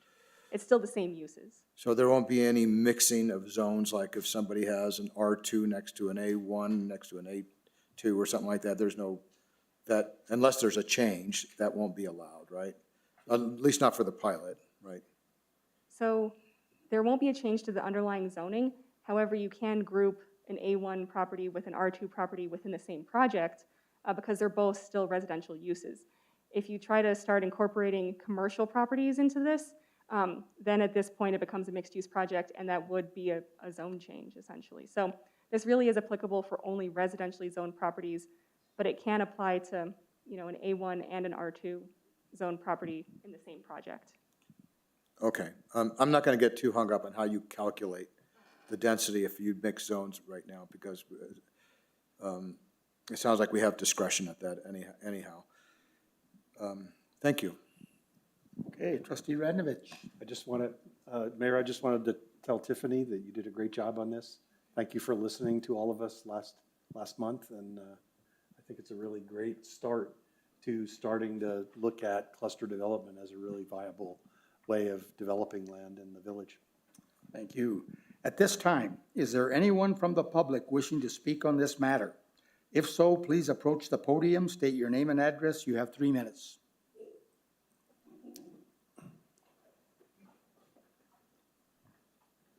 Thank you, Mayor. Trustees, Joe Craig, 505 Calle del Pajarito. I do want to talk about 4th Street, just briefly. We sort of went over that. Our Trustee Pacheco, our North 4th Street businesses are very vibrant. And I'm not saying that as a criticism. We've got a pretty substantial community there. You know, my favorite T-shirt or shirt is Steel Benders. We have got a lot of things that are very similar to what the Village Center has already done. Our transit zone, what do we call that? The Gateway Center, our Gateway Center. I'm sorry, George, I was looking at you. But my point, I just want to briefly say, we have a vibrant community. I would really like to see us build on that. Farm to table is half in the village, half out. I would like to see us bring that fully into the village, mostly for taxes, if we can. I'm sure some other things, but we've talked about that for a long time. And sadly, Cherie, as I told Ann, Cherie Montoya was in a bad bicycle accident up on El Pueblo, on the railroad tracks there that were dismount and traumatic brain injury and really not good stuff. So tough. But so that goes along with the bike paths and you know, intermixing with cars. So Thank you very much. thank you, Mayor. Yes, go right ahead, Maria. Please, Mayor, I'd like to address something you said here. I'd like you to know that I am working with Tiffany and the assistant planner, with the permission from Ann and the mayor, to look at connecting that section of the El Pueblo 4th Street development to the transit-oriented development through the gateway, trying to tie those two projects in together, because he's exactly right. The potential for additional development and retention of the very vibrant businesses that are there, I think it's going to be heavily reliant upon making that connection to the rail understation. I do agree. Thank you very much. Okay, is there anyone else from the public wishing to speak on this matter? If so, please approach the podium, state your name and address. You have 3 minutes. Apparently not. I'm going to call for the question, call for the roll call vote. Trustee Pacheco? Yes. Trustee Benavides? Yes. Trustee Radnovich? Yes. Okay, we're at the point of trustee informal discussion. I would like to make the following suggestion. I've been thinking about the LGBT situation, and I have asked Attorney Nan Winter for an answer to my question, and she gave me the right answer. I am going to make a personal contribution of $125 to the LGBT, and if any other trustee wants to join me, because I am not going to countermand my staff and tell them they cannot, I'm not going to allow waiving this fee for anybody else, but I will make a personal conversation. So if you'll come see me on March 21st, we'll talk. Mayor, I'll also double that Thank you. with the contribution. Thank you very much. I'll make a contribution. Thank you very much. Done. So you come see me on March 21st. Thank you very much. I'm done with my comment. Trustee Pacheco. Let's see, I guess the one thing that I do want to request again, and I talked to you a little bit about this, Mayor, is potentially meeting with NMDOT with regard to the intersection on 2nd and Paseo or Yes. El Pueblo. Right. And then just discuss some other things as it relates to Paseo del Norte, some of the issues that have come up that I think we need to talk to them I with. do agree with that. Anything else? That's it. Okay, Trustee Benavides. Yes, speed humps. Of course. Yes, on Guadalupe Trail. You know, it's interesting. About a third of the people want them, a third of the people hate them, and a third of the people are indifferent about it. And so I went around asking my neighbors. I live on Guadalupe Trail. And so it's interesting. I found two that were strongly in favor of it. And of course, you read a letter, Danielle, from one that was strongly against it. Right. But then But then the person that was for it saw the little flag that was right next to her driveway, and now she doesn't like it. So, I hadn't heard that. so I don't know. I mean, I think I could probably find an alternate location on Guadalupe Trail between Roll and Pueblo Solano where it might be more acceptable if we're still wanting to pursue that. You know, I'm myself, I'm kind of indifferent. I don't buy the whole business about it polluting, but they're an annoyance, and you got to trade off the annoyances or with any safety attributes with that, and so I'm willing to accept it. Yeah, so let me. I just want to make that statement about speed humps, and maybe it doesn't have to be 9. Maybe it's a lower number, you know. But I think that needs to be worked on. Okay, let me talk a little bit about the high density units that we're. Can I interject? Sure. Yes. Of Fred, course. did you want to say anything about Oh, this yeah, I issue? should- I I'm think we sorry. should let you talk. Mayor, trustees, you know, there's pros and cons to anything that you try and do. I will tell you that me, as a law enforcement officer, I will tell you I hate speed humps. Fire and EMS hate the speed humps because we have to slow down. The problem is we've been trying to deal with this whole issue on Guadalupe Trail since I was here in 2010, actually. Right. And the issue that we finally have come up with is, number one, we have funding to do some of those things. It is a traffic calming measure. It's not the best solution in the long run, but it does slow people down. And the biggest fear that I have is once the village is made aware that there's issues, especially because there are no sidewalks, people are walking down the middle of the road. When somebody gets hit, which in the state of New Mexico right now, we have the highest fatality rate in the country, and the highest traffic crashes with injuries in the country that we've ever seen in the last 25 years. If we wait till somebody gets hit or somebody gets killed, then we're going to have a problem. And I think, again, this is not an easy thing to do. We can modify some of those. Keenan and I have been out there several times. We'll get with the construction company that's going to actually do them for us, and we can move things around a little bit to do some things. But I think it's the best solution that we can come up with at this point. Especially, I'll use on, not so much on Guadalupe Trail, but on Ranchitos Road. I know of at least 3 very serious crashes there of people going over the ditch and into people's houses and into their property. And they've been asking for the speed humps for years. And so, again, what we're just trying to do is slow the traffic down. On Guadalupe Trail, we're trying to get the commuter traffic off of Guadalupe Trail, back onto 4th Street or back onto 2nd Street. We've seen a large increase in traffic over the years, and it's just as easier for them because they don't have to slow down. I agree. And so that's why we're trying to address it. We can move some things around. We can reduce a couple. I think we've already reduced it a couple with some of the maps that I provided for you.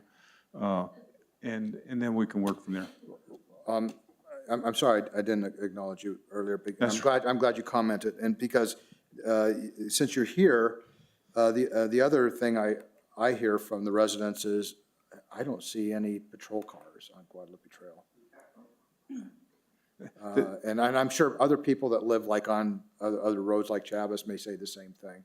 Would you care to comment about that? Absolutely. My thing, I say this to everybody that I talk to. When you see a speeder or you see a problem, call Bernalillo County Sheriff's Office. It puts it on their radar screen, because I will tell you that the people in Sandia Park light up their phone lines every night. And so when the North Valley Commander comes on duty, he looks at the calls and says, you 6 deputies, go up there. But why should we have to do that? Well, again, it's because they're getting calls for service. I don't have a choice. Well, I know, but there was a time when I think we had our own. Absolutely. And so then we didn't have to do that. What I do is, when I get the complaints, I also pass that on to the captain from the North Valley Command, and he has people work it. I will tell you that anytime that I've called them and asked them to work traffic, they're there within an hour. The problem is, again, when the people in Sandia Heights or or someplace else are calling, that's where they're sending the people. And so it's very, very important, as I tell people, to keep calling, because again, then the North Valley commander goes to the sheriff and says, I need more deputies in the North Valley. It registers with them. Right. They count it. Well, yeah, it's unfortunate that this is, the squeaky wheel gets the attention. And, I just feel like we shouldn't have to be calling all the time. Well, And I take it away from somebody else. Trustee Benavides, I totally agree with you 100%, but when you have, and right now they've got, I think, 7 deputies assigned to the North Valley. If they put one on Guadalupe Trail, they put one on Chavez, they put one on Rio Grande, but they're out there. Trust me, I get a report every month on their traffic stops. Yeah. On where they're doing, and they do traffic stops on Guadalupe Trail. Okay, yeah, and maybe it's just timing, but, I would, it would be nice if at least once a week I saw a patrol car on Guadalupe Trail. And I'll pass It that on. doesn't seem like it's asking a whole lot. We will certainly But- pass that on, certainly. Okay, thank you. Anything else? Yes. High-density units on the commercial district and the village center. Yeah, so let me preface this by saying, I don't want to stop any projects that are already in the pipeline. It's just unfair to people that you give them a set of rules, and in terms of ordinances, you tell them how many, what the density is, they follow the rules, and they come up with plans, and it's unfair to say, no, we changed the rules. But going forward, I think we ought to do something about that. I don't favor that high of a density that we're promoting, like in the Village Center, 24 units per acre. Commercial, I think there's a range for that. I think it's up to 20, right? But it could be less. It changes the architecture, the style. It means 3 stories, which means people my age are not likely to want to go up 2 flights of stairs to their bedrooms. And there's less flexibility on what those units will look like. I think, I'm not sure how to proceed with this, but I think we ought to consider changing that. Maybe somebody could, and I don't know if I'm the only trustee up here. If I'm the only trustee that's promoting this, then I guess it's not going to go anywhere. But if there's another trustee that feels the same way, we could maybe work with Director Justice to come up with new ordinances for that. Because I have a feeling the public, we're going to get a lot of pushback. They haven't really seen much in the way of what's going to be developed there. They're going to see it in the Village Center. They're going to see some 3-story housing developments there. They're going to see one that's in the Village Center that was recently approved just to the south of the intersection of 4th and Osuna. And once they see it, I think we're going to get a lot of feedback, Understand. So let's see. Oh, one final comment. In our commercial district, if we have a commercial business, if I understand correctly, the owner cannot live in that particular business unless that's been grandfathered in. I don't see why that's a problem. I mean, I don't see why we can't allow for a business owner to live upstairs and have the business downstairs, or have a caretaker stay there. I don't see how that, I don't see the negative impact of doing that. And that currently that is not allowed in our ordinances, if I understand it correctly. So that's it. Thank you. Thank you. Trustee Radnovich. I have a couple things, Mayor, trustees. Sure. I actually would like to agree with you, Trustee Benavides. I don't really understand why we would not allow someone that owns a business to live above it. That's an old traditional approach back in the day when Albuquerque was first founded, and Santa Fe for that matter. There were lots of businesses that also had living accommodations above them, and often they were the business owner. Sure. So that makes no sense to me either, actually.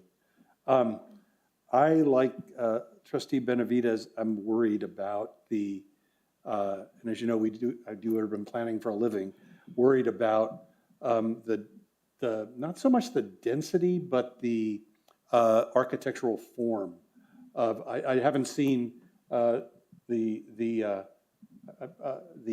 site that's south of Osuna and 4th Street. I haven't looked at that.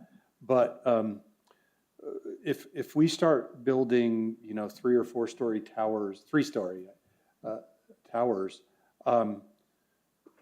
we're likely to get the same kind of reaction that the city of Albuquerque residents gave when those 3 and 4 and 5, actually up to 6-story towers were built near, I forget the name of the church, but the Catholic church down on 4th Street near St. Teresa's. Yeah. That's right.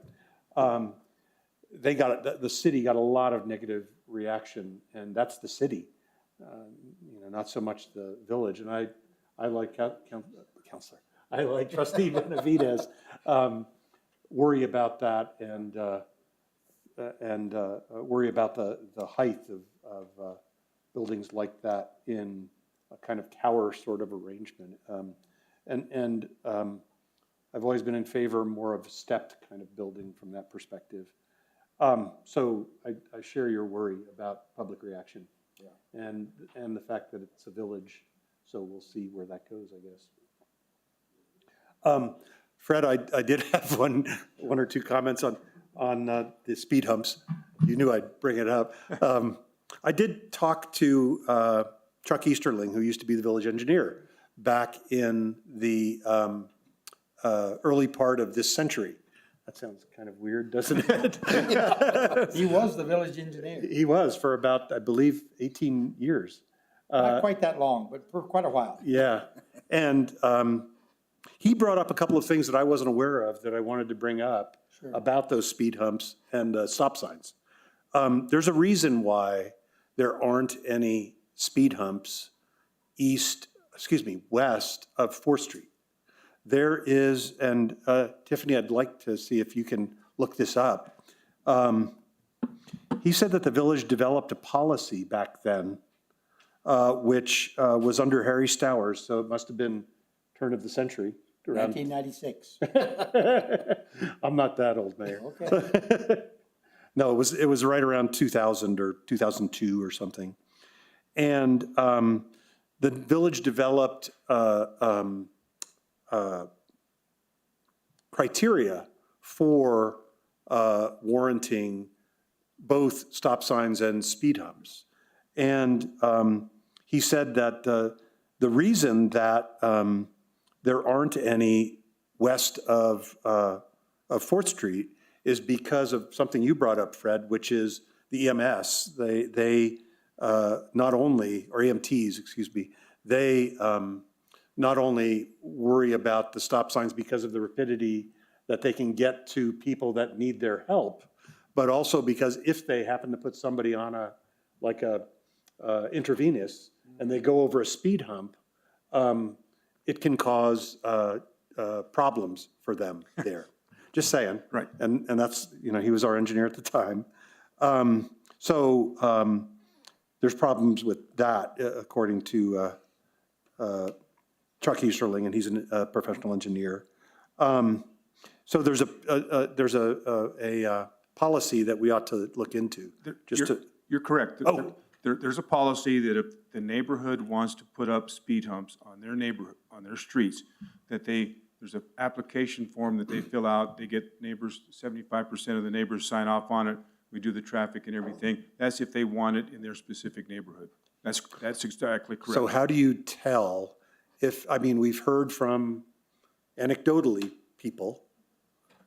You've heard from a couple of your neighbors, Councilor Benavides. Yeah. I've heard from a couple of my neighbors too, actually. Should that be done in the way an engineer would do a warranty study for speed humps and stop signs. Stop signs are not part of the public's input. Those are designed to control the flow of traffic, not, if the public would come in and say, we want to put a stop sign at Rio Grande and whatever, if they get 15 people that sign up for it, we're not going to put a stop sign there. And an engineer would not approve that. We use that to control the flow of traffic. I don't know if that's actually accurate, but I take what you're saying. What happened also, according to Mr. Easterling, is that the village must go through a warrant process, which is an engineering study for stop signs. No. Under our city ordinances, traffic ordinances, the city administrator has the authority to put any traffic control device up. So one other story, and I may not be getting this right, and Mayor, you may remember this, and I'm just bringing this up because I had about a 45-minute conversation with Mr. Easterling, and I thought he brought up some good points. The village did put a stop sign, I believe it was the one on Chavez and Rio Grande. And the village lawyer at the time went to the stop sign, stopped, and a car went through it and hit him. The village didn't go through a warrant process to put that stop sign in, and that lawyer sued the village and won back in the early 2000s, around 2002 or something like that is what Chuck told me. So I would just caution the village on doing things without warrants that someone studies, just saying. And I'm not trying to stop the project. I'm not doing that at all. I just want the village to be safe in terms of legal issues and the warrants for.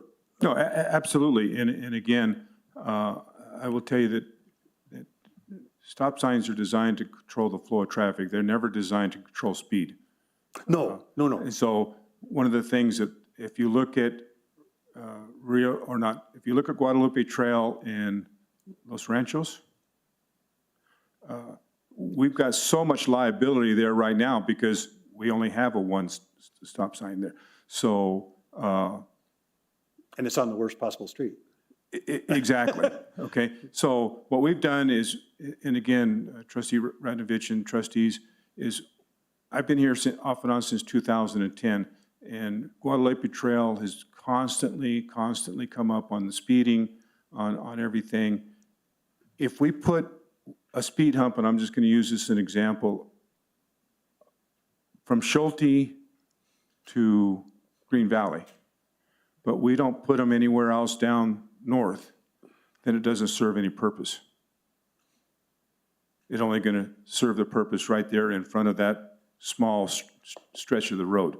So that's why we've decided to do the entire length of Guadalupe Trail, because if you only have one, it's not going to do anything. And again, 50% of the people are going to like it, 50% of people are not going to like it. What I look at is what I try and do is look at it is people have made a situation that we're aware of, that pedestrians, that we've had some crashes on ranchitos into people's houses and stuff. Once we're aware of that, then we assume the liability if we don't correct it. Or certainly make an attempt. Or at least to make an attempt. And so, again, I'm sure I don't make the final decision. All I'm doing is making the advice to the administrator. But my best advice is we've been talking about this for 20 or for 12 years that I know of, and I think we're finally in the position to do it. And again, if it doesn't work, take them out.